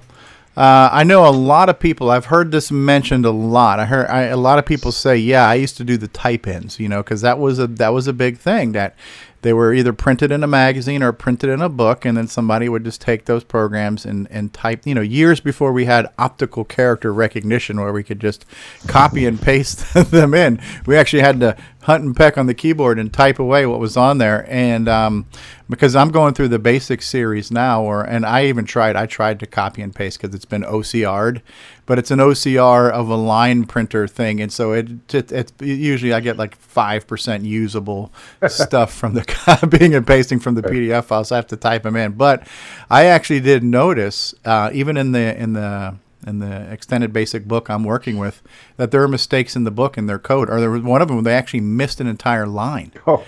And I think it was on chapter 29 where we're doing these 3-dimensional arrays, and we're doing a loop within a loop within a loop, and they forgot to close the main loop in the program, and it wasn't there. But I was following along enough where I realized what was missing. Knock on wood, I was able to figure out. But if I didn't know what I was doing and I was just typing things in arbitrarily and it didn't work, that becomes a problem. Yeah. Hey, I punched in what the screen said. Why is it not working? And if you literally don't understand the language, then it's a problem. But I suppose that's another way to learn, right? You start by typing in somebody else's program, and then you troubleshoot your own mistakes or mistakes in the printing or something like that, right? So, well, the next thing is to go in there and change the H color stuff, which I'm not really familiar with. But what the heck? I'll go in there and change some values and see what happens. And play around, right? And that's how you learn stuff, right? Yeah, except no doubt. It's not As- machine language. As David says, you learn by breaking. Yeah, exactly. Exactly. In that case, David should be a genius by now. Yeah. In the case of this thing I made, I have a backup chip which doesn't have that program in it, and it's nice to if you're showing somebody the computer for the first time and they see the opening thing and it looks cool, but then if you're having to actually do stuff, it's a pain in the butt. So I have to hit break and have it run the SCDX program so it's quick, because otherwise it's a pain. It's just like having a Windows machine boot up. Having to restart it every time and waiting for the screen to come up. With our machine, though, fortunately, it's just almost instantaneous, ready for work. Yeah. By the way, speaking of problems with articles, the type stuff, I guess people were getting so used to it. I had put some code in an article I wrote, and I started getting phone calls because Rainbow decided to publish my phone number. I told them not to. Was it 8675309? There you go. Anyways, I kept getting these phone calls from people telling me your program won't work. I go, have you tried it in? And he goes, no, because I look over every program before I type it in because I've gotten so many that haven't worked. And I said, oh, well, what's not going to work? Oh, you use the letter D when you wanted to use the letter R for the random access command. Well, D is the same thing. It's direct access. And he goes, no, it's not going to work. I'm going, try it. It'll work. I don't want to type this whole thing in, and it's not going to work. And I finally just told him, just write a little program using it. Or take a program that's using the letter R and change it to D and see if it won't work still. But I know, go ahead. I was going to say, I know Rainbow actually made the Rainbow Check program, which is a little program you typed in ahead of time. And then as you were typing in your source listings, you'd run this little checker against it, and it'd have a little code, and you have to make sure it matched. If it didn't match, you had a typing mistake in the last 10 lines, whatever it is. And you actually would go through it. It would help you catch mistakes as you were typing programs in. I used to use that a lot in the early days. Is that like a checksum or something they call it? Yeah. Yeah. Kind of, yeah. Yeah, but it's just like, okay, they make a lot of errors when they print stuff because people were wary typing in the programs. Yeah, that's another thing that was in the magazines where you would see corrections Yeah. Corrections. Last yeah. month we screwed this up and lost these 5 lines. What? When we interviewed the guys from the image producers, what was Al's name? I don't remember all the names of the image producer guys, but he had written a really complex example of programs that was published, and then the publishers did their own editing, and they edited the programming language because they didn't speak the language. He goes, no, this doesn't look right. I need to make this look where it looks right to me, the human. And they had actually changed his programs that actually got published because an editor said, this looks better for whatever reason. This is better English. Yeah. No. That's somebody trying to keep their job by showing they work on everything, even the code. Yeah. We can value add to anything. Yeah. So that starts to become, but that also opened up the market of like rainbow on tape and rainbow on disc because, for those who don't want to type, if you've got enough money, the old you could buy your way out of that assignment. Yeah. I even had one person call me up, says, I know I can buy it on rainbow on tape. Can I just send you half the amount of money and you send me a floppy disk? I'm going, no. It wouldn't even cover the postage. Wow. Everybody's looking for a bargain, right? Hey, Rick Adams is here. Hello, Rick. Crickets. Thank you. Yeah, I'm here someplace. Okay, how are you, Rick? Oh, I'm okay. Nothing much to report. Okay. We talked about assembly. I heard that. Are you familiar with the A register, the B register, and the D register? Oh, yes. All right. Well, good. Now you're all caught up. So excellent. Very, very cool. That's a great it's a great starting point there, Ron. Thank you for doing that. Thanks for taking on. If you guys get a chance and you see stuff in the magazine, we'll throw up this picture that I made up of the magazines, and then you have your spot. We'll have wonderful music on. Yeah, no, cool. So yeah, we can find, because I know Bruce had posted one in Discord where somebody mentioned that you could do a poke if you wanted to keep the orange color set. You know how you can do like screen 0,1 in the text screen, and it would change from the green background to kind of the peach color. But in normal basic, it wouldn't stay that way, but there was a poke you could do to get it to always have that screen mode. Do it, because that was always a problem. Without that poke, even just printing to the screen would break the force field. So if you had the orange force field on, and the minute you went to print to that screen, it went green again every time it printed. So we usually would do it behind the scenes, fill in, or at least when that's how I did a lot of stuff behind the scenes. I would fill in the screen and then turn it on when it was done, so you didn't see all the crap happening. So, but with those some of those pokes. And I don't remember where I found the pokes because I don't have any of my original programs, but I remember finding pokes where when you went to paint in a circle, it looked like wallpaper patterns, like plaids and stripes and all kinds of weird stuff, where it actually changed how paint worked. And some of those patterns of just different thick and thin line colors just was really trippy looking, like wallpaper stuff. And so there were all kinds of peaks and pokes. And if you've got the color computer with the different chip that supports the lowercase, there's some things you can poke to turn on lowercase. So yeah, that might be a cool little segment, like the poke of the week, the peak or poke of the week. And hey, kids, try this one out. That's what she said. And yeah, once I got a peek, I had to give it a poke. But so so there's lots of possibilities there on things to do. I mean, that became a cottage industry. There was 500 poke peaks and execs for the CoCo, and then part 2, and then there was one for the CoCo3. So there's a ton of those little tricks. Yeah. Good stuff. I have a question or suggestion now that we've got Rick Adams here. And unfortunately, Bruce is gone. Yeah. Just looking at Bruce's CoCoForever audio extravaganza he's doing, I was just thinking, if we combine your son's artistic abilities, if he wants to do it, of course, can he draw various scenes for CoCoForever?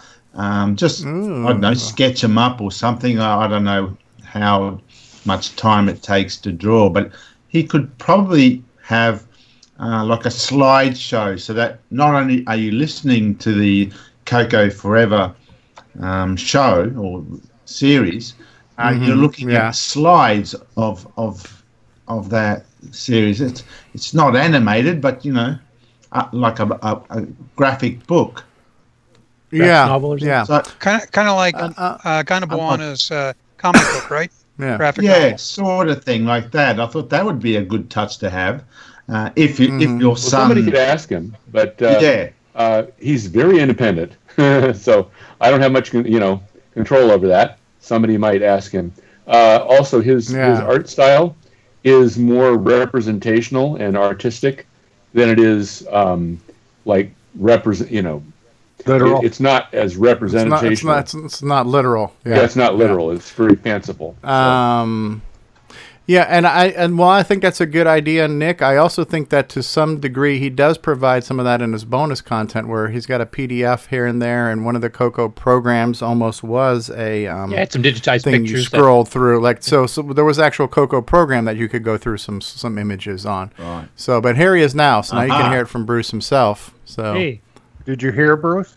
yeah, I think I caught that for the most part. That's kind of like at the beginning of chapter books. Sometimes you would have, the opening chapter, and then someone would sketch a little scene, right? Yeah. Right. That represents the, that is a really neat idea. I think that would be. Do an art contest. I think that's a great idea. I think that'd be really cool. yeah, and then you just play a tone. When the CoCo makes a tone, it's time to turn the page. Yeah. Semi-graphics, 3D mode, pictures. Yeah. When you hear sound 100,1, turn the page. Yeah. Yeah, well, Simon Jonason's already got his SG Edit website, so we could have a SG image contest for CoCoForever, and illustrate the scenes. Crowdsource it. Lots of possibilities there. Yeah, that's a neat idea. Click Sort here of for the graphic UK novel version idea. with the U in color. That was Dick Adams' first order of business. Now that I am president, we're burning the letter U. It shouldn't be hard to do. If he hand draws it on paper, you can just scan it on a PC or a Mac, and then convert the pictures to downscale the pictures to a P mode 4 with dithering, and they should look pretty good. Yeah. You use the Digisector. No, not even that. No, you don't even need all that. You can just, on a PC, you can just downscale it. I use Roger Taylor's projector. It seems to work quite well. There is actually an episode, end of episode 7, I think. There is actually a sketch of a scene in P Mode 4. I did actually put something together like that. So there you go. Yeah, there is a bit of that in there. For the whole Create series. a list of scenes, and then people can use them as topics or something. Yeah. For art. Sounds like a bunch of work, though.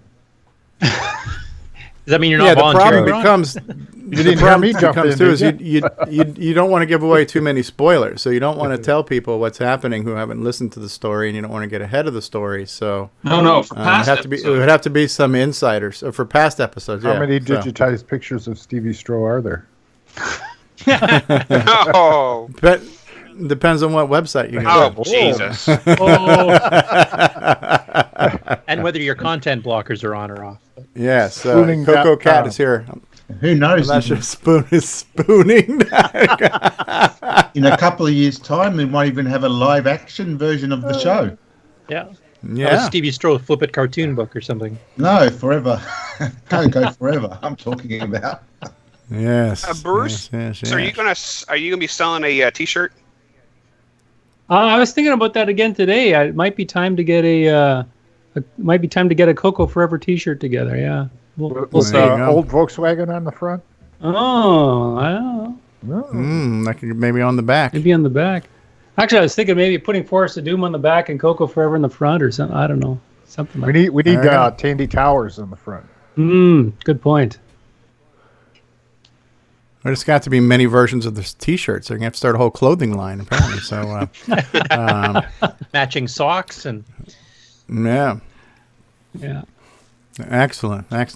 All right. Well, we took a commercial break after a little while ago, didn't we? Yep. We did the Ron segment. Maybe we'll take one more break and then we'll get into why did Tandy do that? Sure. Sounds good. Is that our next segment? Okay. Yeah, sure. So one more break and then we'll be back with why did. And in case you're not sure what we're going to be back with, here's a little teaser on that. Tell me why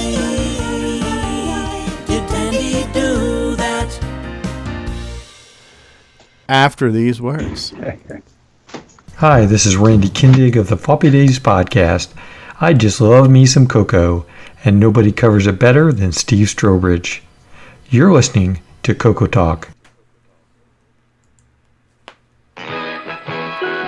We'll return after these announcements. I'm too sexy for my love, too sexy for my love, love's going to leave me.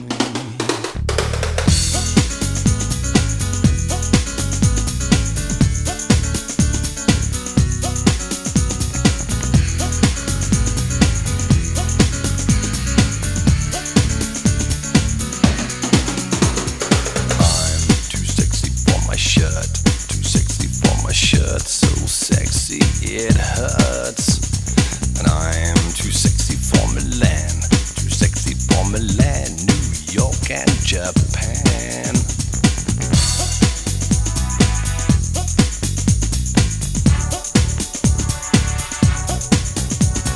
And I am too sexy for your David Ladd.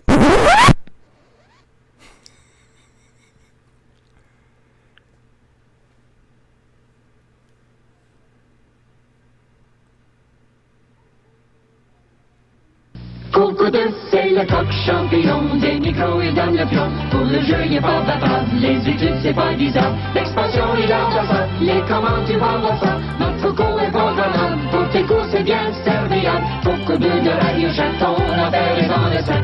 Un ordinateur couleur qui a de la personnalité. Le CoCo2 de Radio Shack. En solde pour Noël à partir de 149,95. CoCo2 de Radio Shack, ton affaire est dans le sac. C'est toi et CoCo2.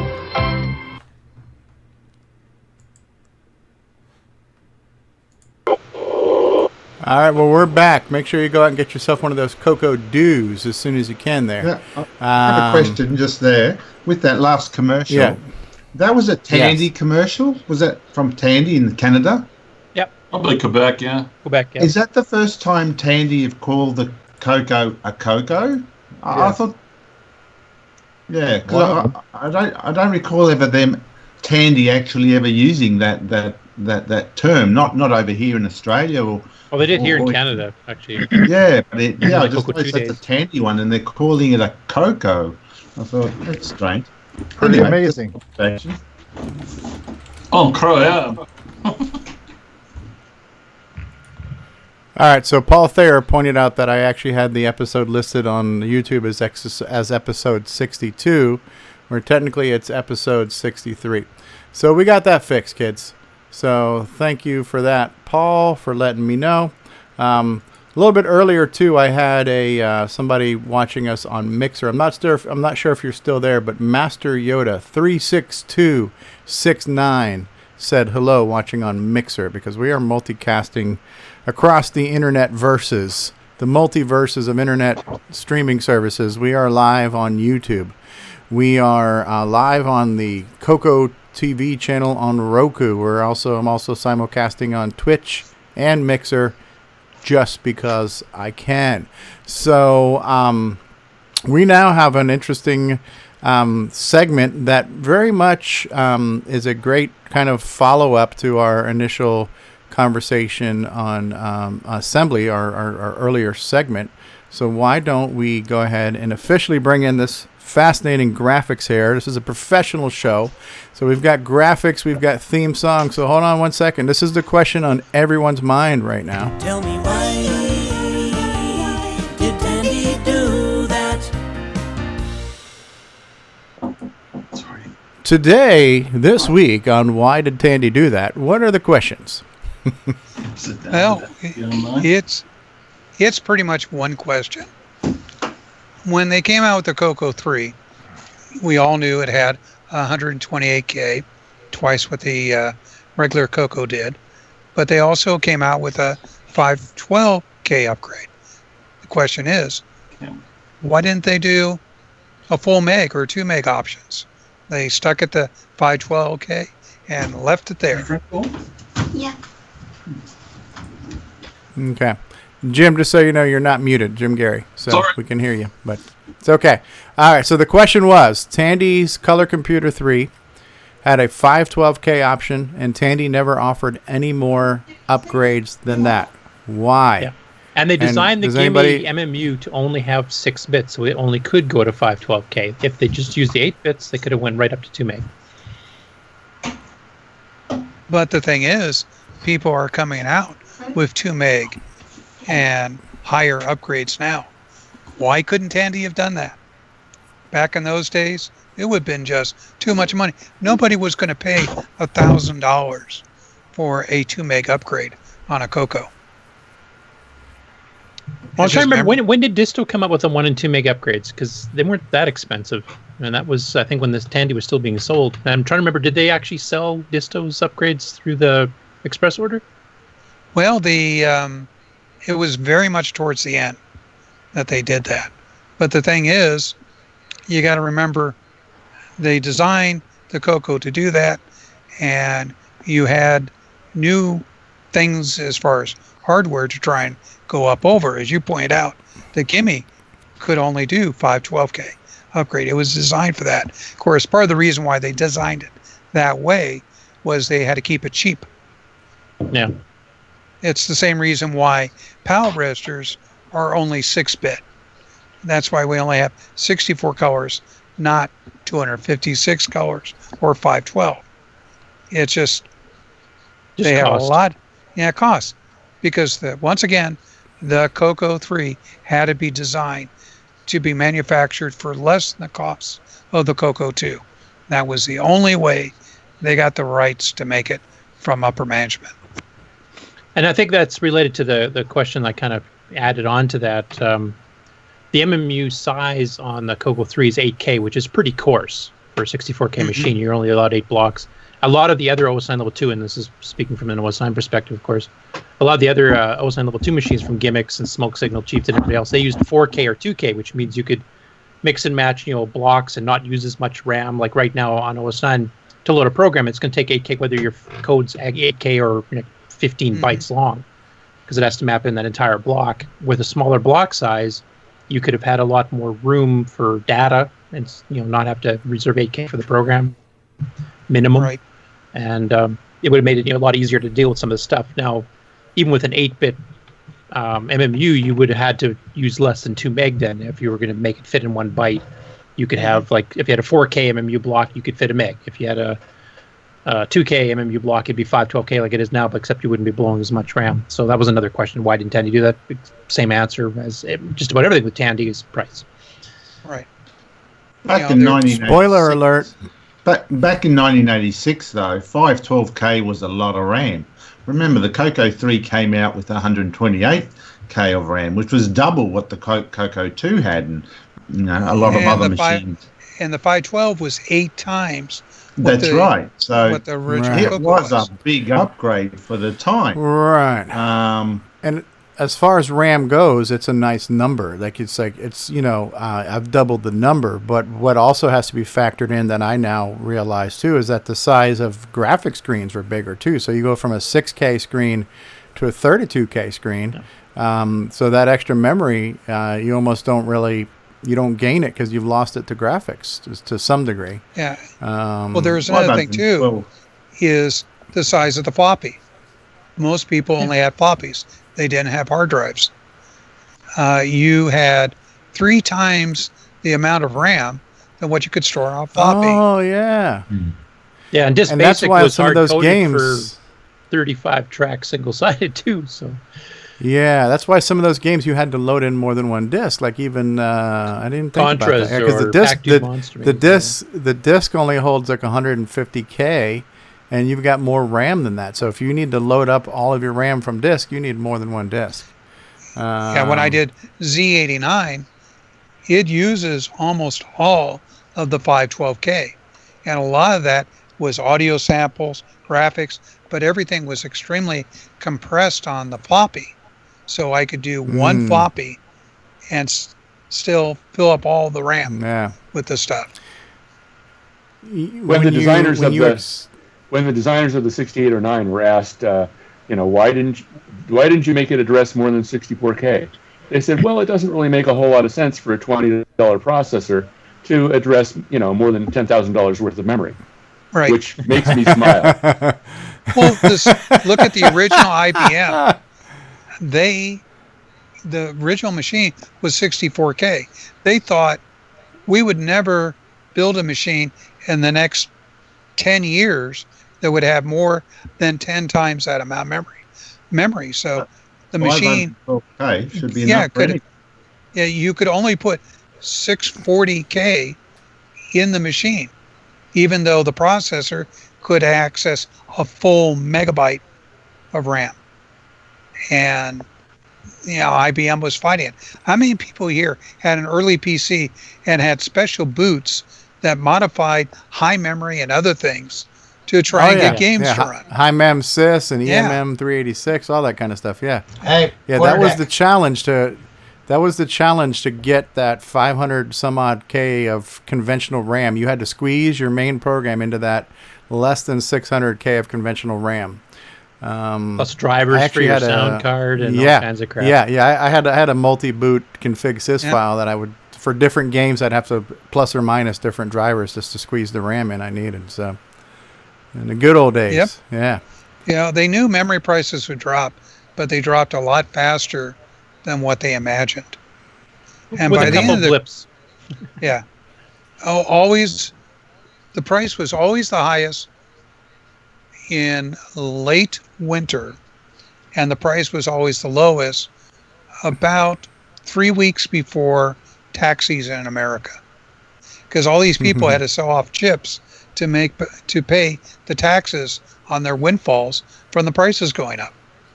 So I always wait until April to buy my memory. Well, I do remember this would have been the late 80s. There was a huge fire in Japan at one of the main RAM chip manufacturing plants, and it actually completely screwed up the market for months. Because I remember Chris Burke brought out his quarter meg card because nobody could afford 512K chips anymore. So he made a 256K card that would cost about as much as the original 512Ks did until prices came back down after they repaired the plant and started manufacturing again. 87, 88. Yep, I remember that. Yeah, but during the earlier part of the 80s, it was all these people speculating on chips the way people speculate on pork rinds. Yeah. Hey, I want to say hi real quick to somebody in the chat, and I don't know this person's real name, but he's been watching and commenting on my basic videos a lot. But we have Dr. X 0079 is here in the live chat.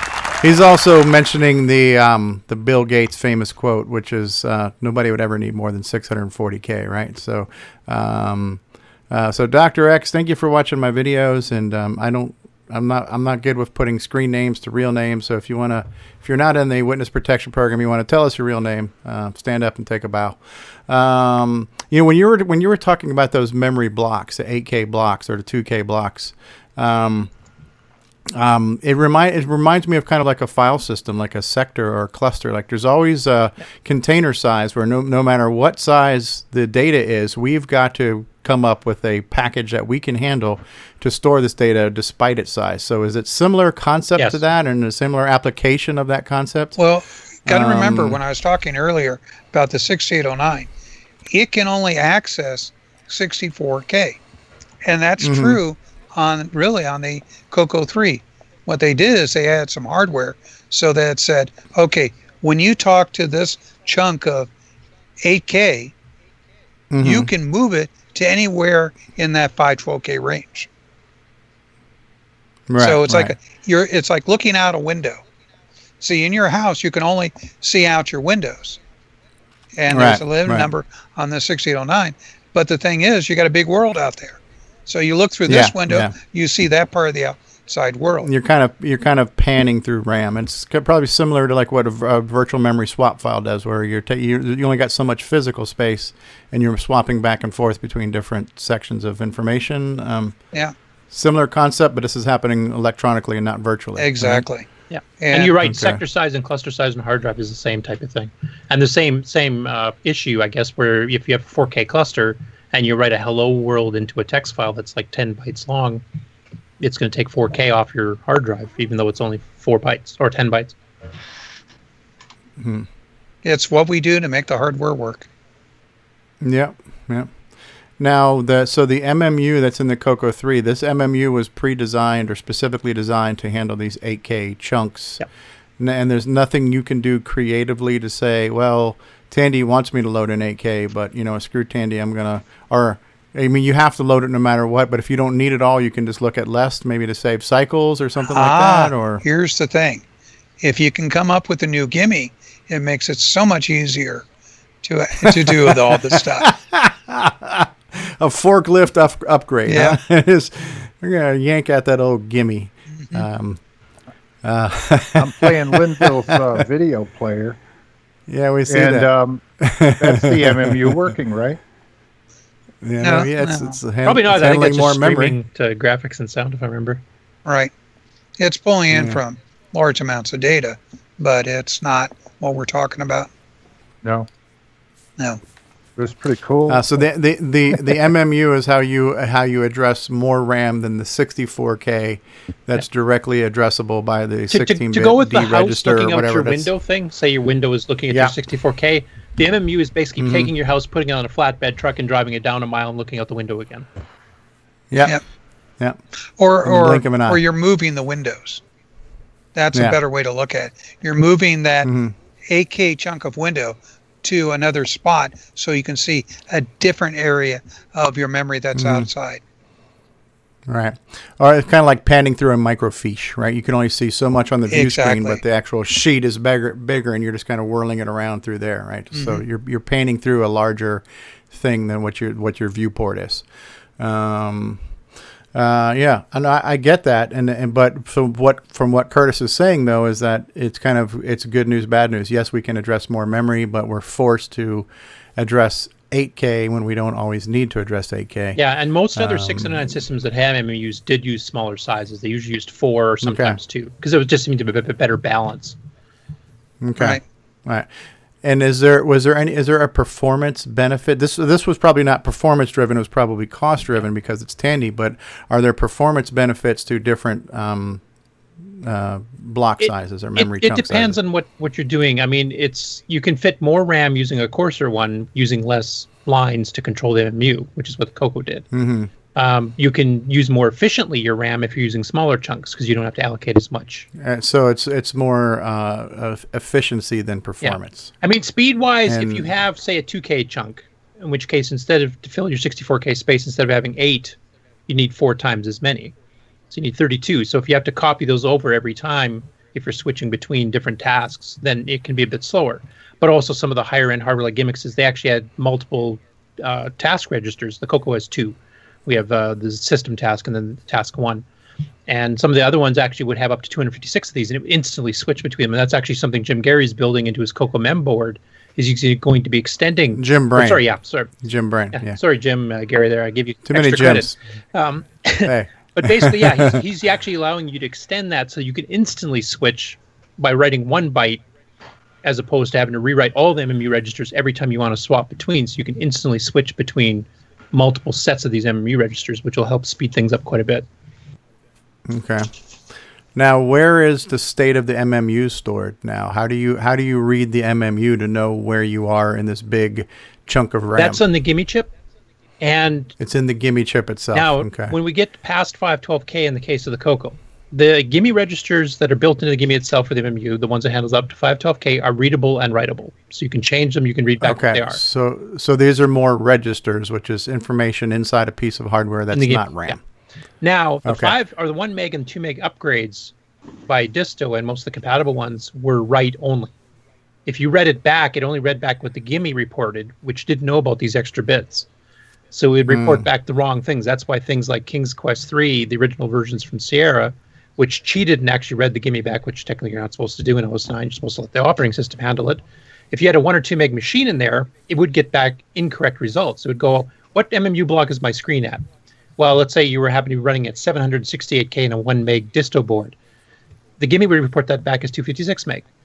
So then the program goes, well, we need to update the screen over here at the 256K mark. Well, that's not what you're actually looking at. It's actually at 768, so it'd screw up. Yeah.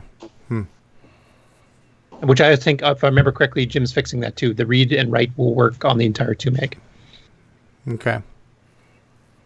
So anything beyond 512K, for the most part, is really advantageous to OS 9, but not necessarily advantageous to RS-DOS? No, you can use it in RS-DOS, and there were some programs that memory is memory. Yeah. Okay, so memory is memory. So if you can bang on that MMU and access memory bigger, so let's say we get 8 megs of RAM, all right?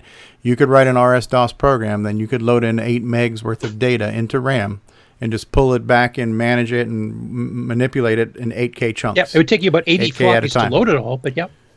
Yeah. Or a hard drive image off your CoCo SDC. And of course, we'll have to stay with the 8K chunks because everything on the CoCo 3 was designed around that. Yep. We can add more memory. It's not going to affect it as long as when I'm writing my information out to the memory management units or registers, they don't act differently than what my Arkanoid expected to see. Yep. Okay. Now, how does, I know we're talking about the CoCo and the gimme and everything else, but how did something like the Apple II or the Apple II GS or something that had more than 64K of RAM, how did it access RAM? Did it need its own MMU equivalent capacity or capability? Yes. The Apple IIe and the Apple IIc actually have an MMU unit inside, and they have a way of bank switching basically into 64K. Okay. And other companies made more memory up to actually 16 megabytes that could be switched the same way. You'd specify a bank number and it'd swap it in. The Apple II GS actually has a different chip. It has a 816-bit chip called 65816, which is capable of handling 16 megabytes by itself, but Apple limited it to 8 so it wouldn't compete with the Macintosh. And it uses a system that's kind of like the IBM, the 8086 uses, where it has like a bank selector. So you'd specify a bank and then you have 64K access. Yep. I remember that in like old GW Basic. You had to do like a def seg and define what segment you were going to pull from. Yep. Now, it should be mentioned the CoCo 1 and 2 had a very coarse version of this in the SAM itself, too.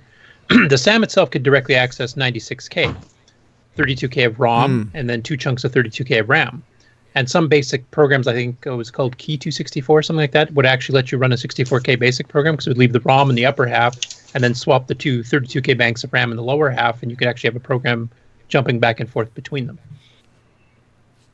Neat. Okay. That was another weird thing, too, because like if you had a 64K CoCo and you were in BASIC, you never knew you had more than 32K, or you couldn't see it, right? Well, extensive patching, So explain to me that 96K, so you had 32K of ROM, and then I two banks of 32K of RAM as well, and you can map them whichever way you want. You could have 32K RAM on the bottom half and 32K RAM on the top half. That's what 64K games like Sailor Man use. Or you could leave the ROM in there and have the 2 chunks of 32K RAM and swap them in and out. It's basically a 32K MMU, kind of. Okay. We had a guy named Antonio Eli on the Color Computer CoCo Facebook group said that he's watching CoCoTALK live, probably on either Roku or YouTube, but he put out... Oh, cool. Yeah, he posted that he was watching it. Oh, which cool. is cool. Thank you. Yeah. That's our SD pack guy. Oh. Antonio Jimenez. Okay. Yes, I think so. Is that Antonio Jimenez? But he's got Eli as the last name. Okay. I think that's it. Yeah. All right, cool. Thanks, guys. So the question is, and it doesn't matter because it's not going to change. But why did Tandy not sell more than 512K? Probably just because it wasn't cost effective, and possibly at the time there probably wasn't as much of a demand for it. Maybe. Well, the OS9 people would have liked it. I think the other thing is same thing that Mark said about the 2GS versus the Mac. It was the Tandy 1000 versus the CoCo. They didn't want the CoCo 3 up. So showing. Also they didn't want to compete with that, right? Because technically 512K is encroaching upon what the Tandy 1000. I think my first Tandy 1000 only had like 384K. Or something like that. So if you start getting into a meg of RAM and your basic DOS system's got maybe 640K, now on paper this looks like a better system. Yeah. It's got a better spec. They didn't want to compete on RAM. They didn't want to give the extra palettes. Like Steve said, we could have had 256 color modes, which would have been beyond the Tandy 1000 as well. So I think that was part of it, not just the cost. Yeah. Ghost Lord on Mixer says hello, Ghost Lord. Yeah. So Nick Marotta says I have a feeling that the answer to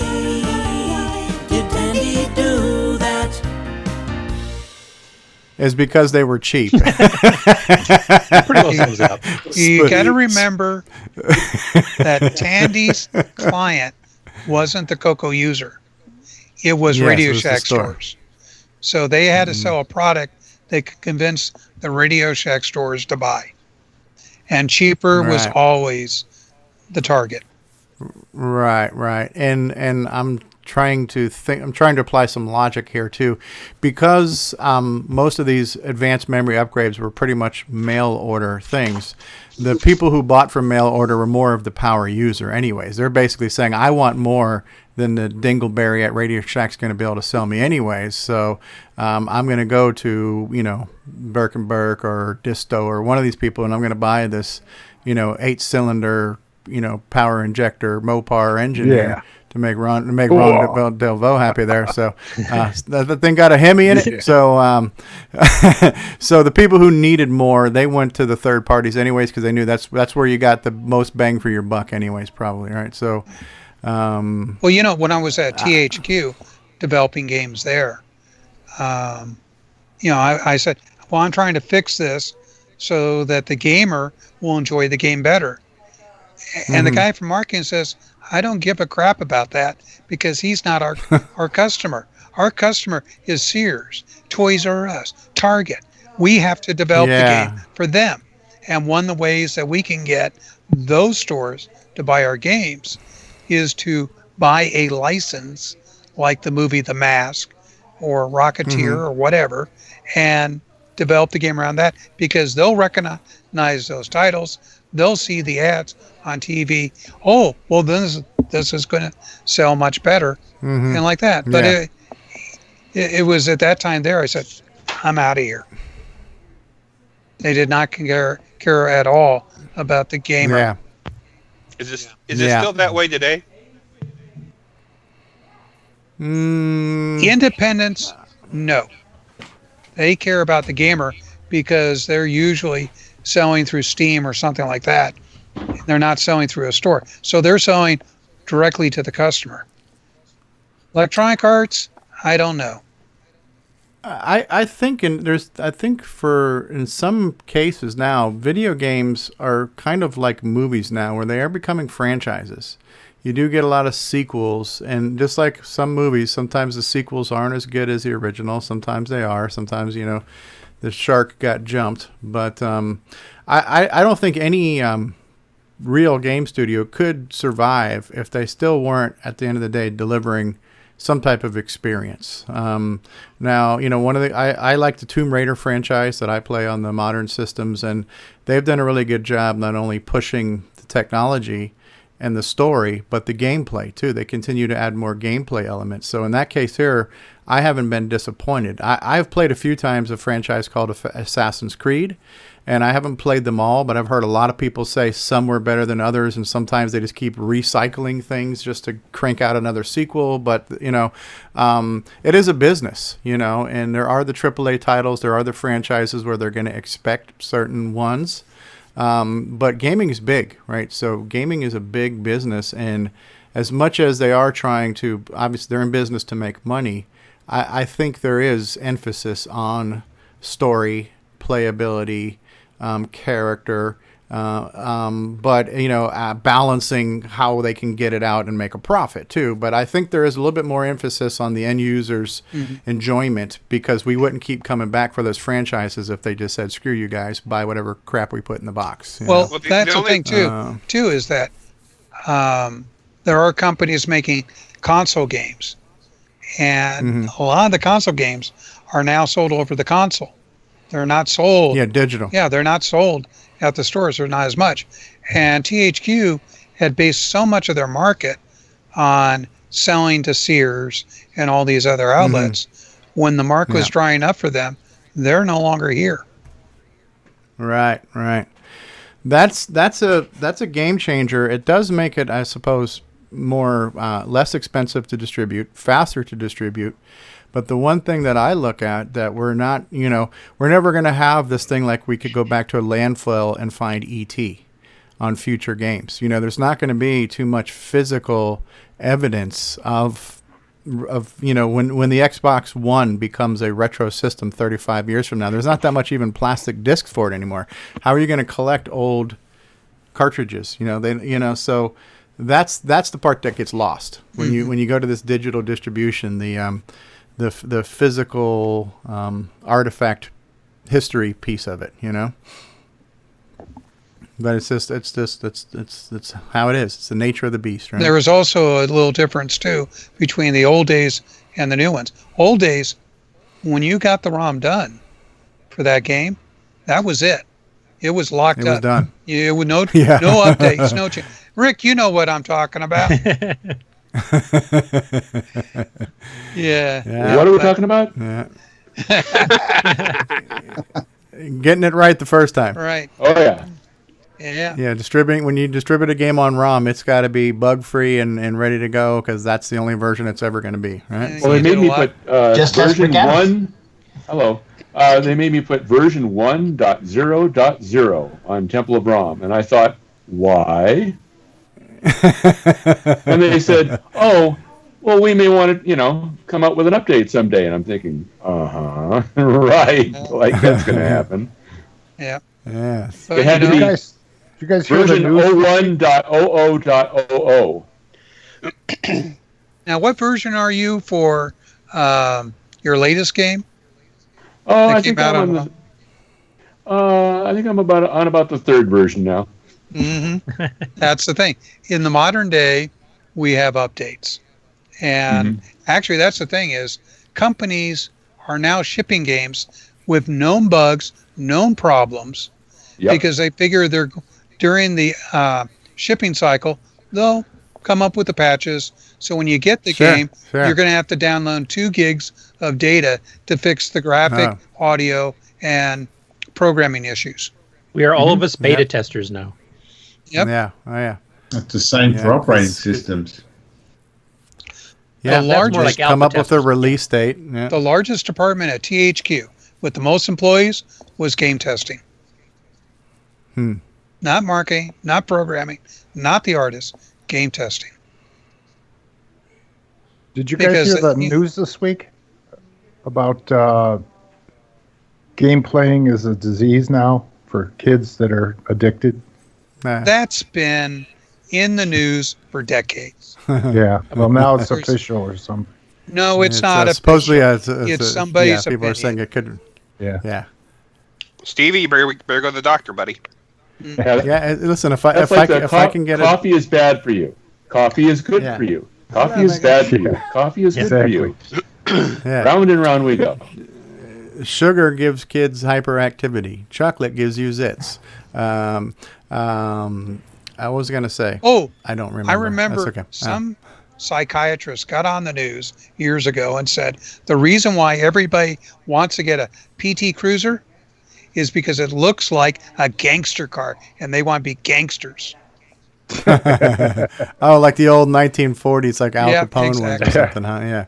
Yeah, it's just. I was gonna say with the video game disorder, if I can get like a disability check, I'll take it. Yep, I'll take it, man. If I can live off the government you because get of extra money my back for not ever disability. making it past level 2. I'm so disabled I can't get past the start screen. Double my pension. For a couple of years there, I was a lobbyist for the video game industry, and they were trying to come up with ways to regulate it and censor it, and because it was desensitizing young men about violence. So they didn't think anything about going out and killing somebody after they played a hardcore video game like Doom. Yeah, Grand before Theft we Auto had or something, computers, steal Grand Theft Auto. I used to go out to with our neighbors and friends with our guns, and we used to go play in a wooded area and play war all day long. And came back when the streetlights came on. And I don't know how many people we killed. Real guns or toy guns? Yeah. Obviously, Ron was the winner if it was real guns, but My sister was dressed up as a nurse. She had her little case. She had a little hat. Oh, so she was the medic, huh? Yeah. That's cool. But I remember playing in the neighborhood with toy cap guns, and we had this new kid in the neighborhood, and somebody said, "Okay, now you knock him out," and they forgot the words "pretend to," and so he took his little cap gun and he whacked me in the skull with it really hard, and I saw stars for a while. And we said, no, pretend to, okay? We thought we were characters from the series Combat, and if you're old enough to remember the series Combat, with Sergeant Saunders and machine guns, and that's what we did. Don't get me started. I remember playing Cowboys and Indians. Out of the blue of the western sky comes Sky King. Yeah. Well, that's the thing is, when I was doing the lobbying work, I'd be in there discussing his stuff. I had my professional lobbyist with me, and it was always a congressman that was kind of new, and he had been talking to Lieberman because he was dead set. He was going to shut down the video game industry, and but let me finish. I'd go in, and the guy says, we have to regulate the industry. We have to put ratings and make sure that these dangerous games don't get into minors' hands. We have to have ratings. I go, oh, like the movie industry? Yes, exactly like the movie industry. I go, and just like the television where they rate the stuff? Yeah, exactly. I go, here, look at this game. See that up in the corner? That's its rating. We rate our video games the same way the movie and television industry does. We have categories and information, and we put it together, and we get a rating. Exactly the same. We have to go to a board, just like the movie industry, to get that rating. But these are self-regulated industries because if the government came in, there's this nasty little Bill of Rights thing called freedom of speech. It would shut down the law because censorship regulates freedom of speech. When did this start?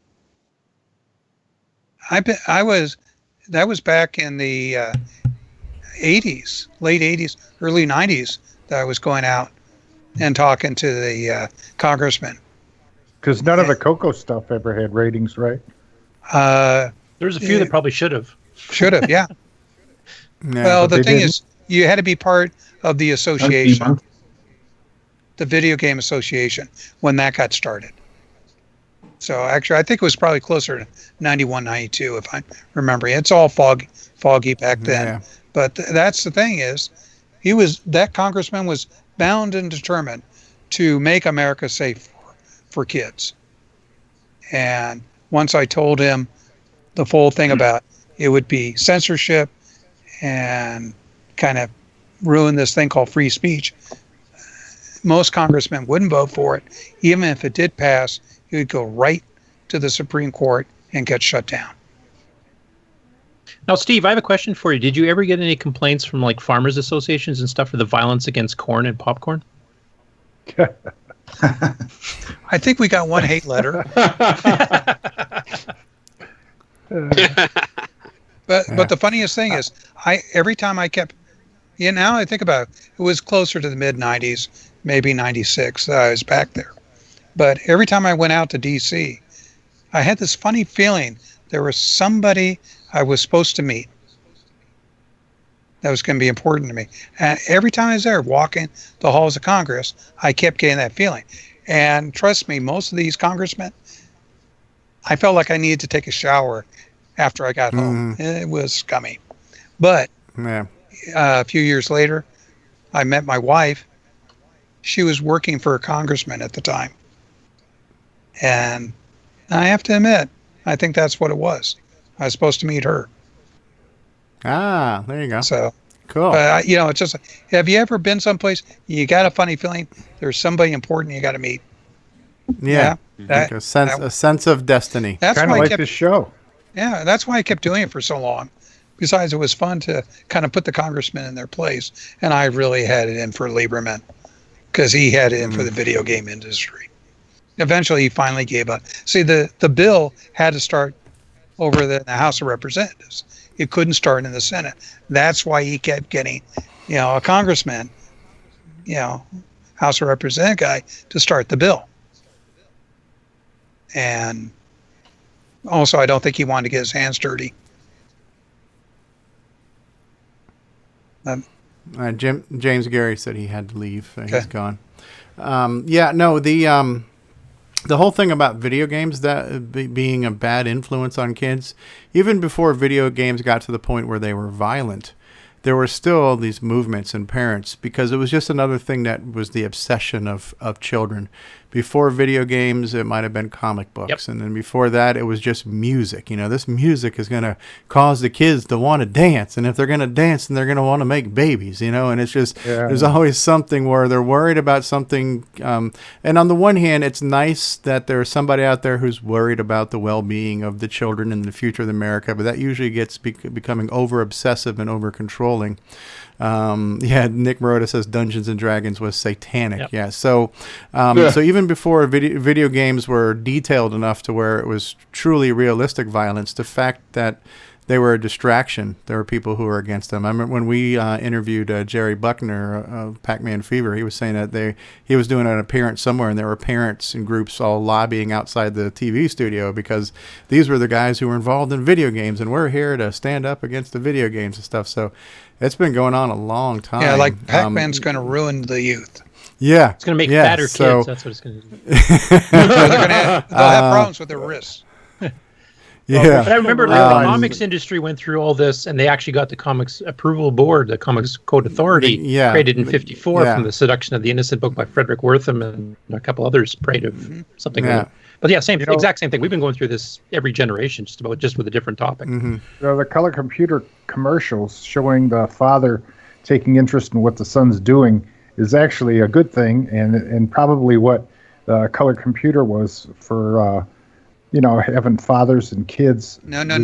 Color computer and stuff. The color computer was considered a babysitter. Well, I was able to share with my son. I mean, if he had questions and stuff, and he played games, we get a new game, we'd share it together, or whatever. Or, there was some interaction. It depends on the parents. I guess you could have your kid off in the corner playing without you even interacting with the computer either, I suppose. I don't know. It didn't happen that way in our house. I made sure, even when my son had a PC later, he was subject to search. I would tell him, I know everything that's on your machine. So if you get bad stuff on your machine, you're not going to have your machine anymore. Yeah, I got to do that for my 9-year-old now. So, I mean, you have to do that, and he had to know. And I said, when you turn your machine off, you leave and go play with your friends. Your machine is subject to me. It's mine. Hey, and to be honest, as long as it's being fully disclosed, it's He never really had anything on there. Yeah, you got nothing to hide. You got nothing to worry about. And to be honest, that was one of the original arguments of the video game systems like the Ataris and the Intellivisions versus the computers, because the computers you could actually, quote unquote, really learn stuff. Even though most kids use computers for games anyway, but well, if you look at all the commercials that Radio Shack did, they said computer games, not video games. Yeah. But they'd also throw in like a word processor or spreadsheet or something, or math tutor or something. There's something else too, though. My son was also able to go over his friend's house, and God knows what was on their machine. No idea. Could have been a Commodore. Yeah. No, I mean content. Yeah. Well, parents have always kind of looked for babysitters that were cheap, and right now, television. Yeah. Well, actually, right now, there's a lot of water parks. You know, we hit the season. They will not let somebody under the age of 16 go in without a parent or guardian, because what people were doing was dropping off their 8-10-year-old kids to go spend the day while they went off and did stuff. Yeah. And so, you know, they'd have these packs of, 10-year-old kids running around the park, no supervision, getting into trouble. And they finally said, we got to do something about it. Even Disneyland says if you're under a certain age, which I think is 10, you cannot go in their park without a parent or guardian in the group. Have we covered enough for one day panel? I think so. Yeah, I think so. We have. So, I enjoyed today's show. I enjoyed definitely enjoyed the assembly talk. I always love the Tandy questions. And what else? So I don't know if you guys want to do another show tonight. We can discuss that later, or we can agree to maybe think about doing that tonight again for more talk and after dark. But how long have we been doing this now? It's it's almost 5. It's almost 3 hours, right? So I think we've crammed in enough content for 1 week. So thank you to everybody who's been here in the live chat. Al Hartman's been here. Jim Gerry, Ken Reichert has been here. Nick Marotta, James Diffendaffer has been here. Bruce Moore was here in the chat as well as on the call. And lots of people, Dr. X0079 and Paul Thayer was here earlier. Antonio. And Antonio was watching us on YouTube. Mark Siegel. A lot of people in the live chat. Mark Siegel was here. I'm trying to scroll back right now. James Diffendaffer, Mark Siegel, myself, Curtis Boyle. Lots of people in the chat. I think we were up to like 24 or so viewers at any one given time. Good show. Thanks, guys. We will have more CoCo Talk every week. We'll have hopefully more assembly talk. I'm trying to finish Basic in the next week and start my own series on assembly starting in July. So I'll be having some videos as well as I go through the struggle. And then hopefully the struggle I go through during the week, we can maybe help answer at CoCo Talk. Hey, thanks for doing those videos. It's cool. Spending a lot of time doing that. Good stuff. No, Cool. Good. Thanks, Ron. And yeah, I like our new segment now too, talking about old CoCo magazines, so that's kind of cool. There's a lot to mine from there. So there you go. All right, guys, and for those who are still in the panel, Greg Leety has been here, Grant Leety, Ron Delvaux, Nicholas Marentes, Rick Adams, Mark Overholzer, Mr. Steve Bjork, and L. Curtis Boyle. Thank you all for being here. We're going to go ahead and start our closing ceremonies, and we'll be back. And John Doe was here, says waving a hand. So yeah, lots of people. So this is the beginning of the end, but it's not over yet. So sit tight.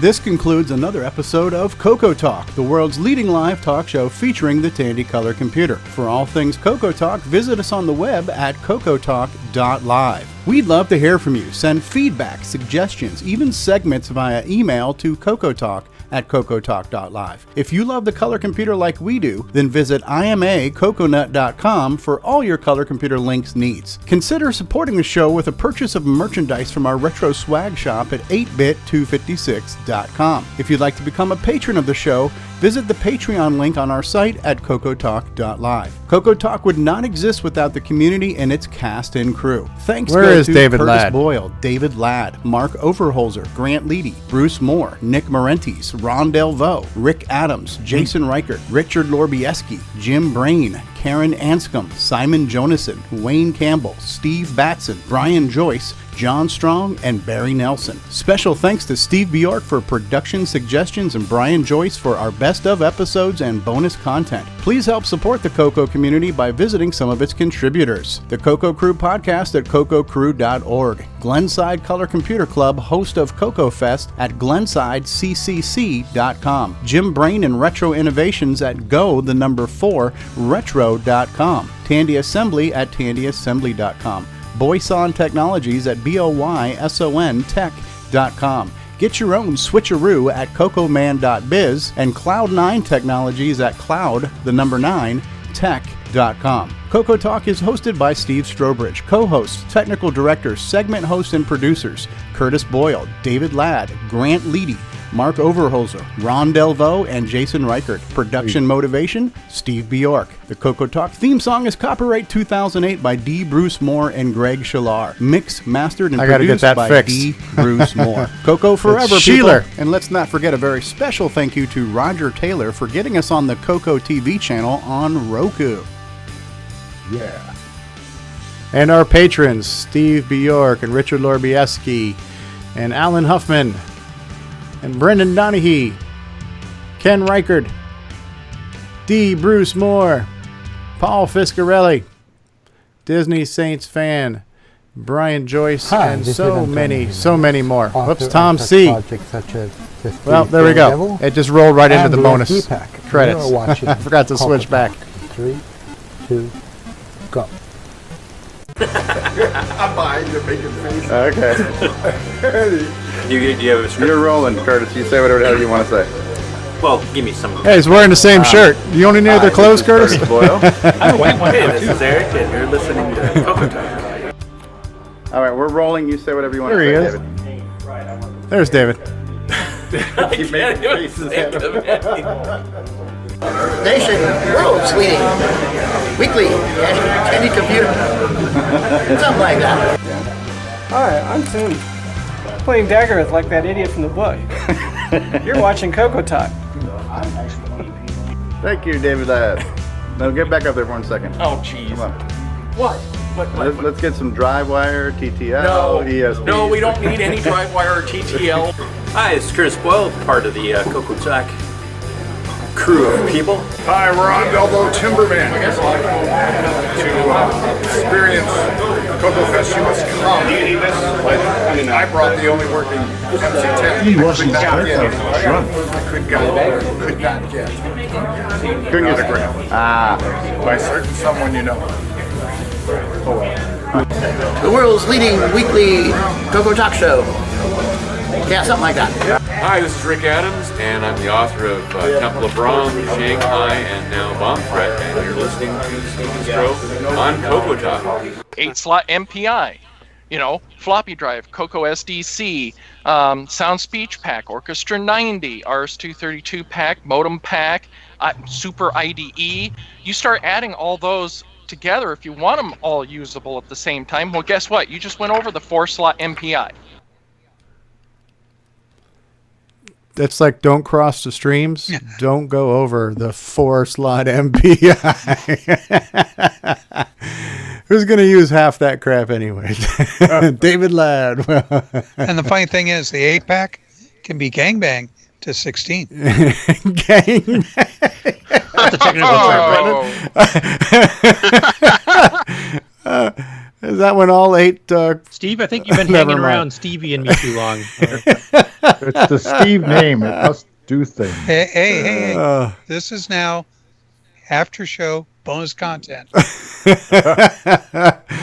out and gangbang yourself an 8-slot. Yes. He hasn't cut the cord yet. All right, guys, we are going to end this thing. Thank you all for watching. Thank you all for being here. Did we decide if we want to do an After Dark, or will we decide later? We decided. We did decide, and what was the answer? Oh, we've decided we will decide. Yes. Anyone? I'll do it. I'll be around tonight. Right, okay. All right, we got Ron Delvaux. That's all we need. We got a show, folks. All right. So all I want to know is when it is. Should be here. All right. Well, typically 9 p.m., which would be roughly 4 hours from now. I may not make it. There's no show without you, Ron. Yeah. Well. Yeah. I don't think my voice will be able to make it. Okay. All right, to be determined. I have a wife. There you go. All right. Well, if Is that wife if or we life? do it, wife and life. All right. Well, we'll figure it out. We will Discord. If you pay attention to your wife, you will get to keep your life. Mm-hmm. There you go. Happy wife, happy life. Words of wisdom. Yep. Never truer words. All right. Well, possibly. The answer is possibly. So make sure you're subscribed. You're able to be notified, and if we do it, we'll be on the air. All right. This is it. Coco Talk, episode 63, signing off. In the bucket. In 3, 2, 1. Ciao.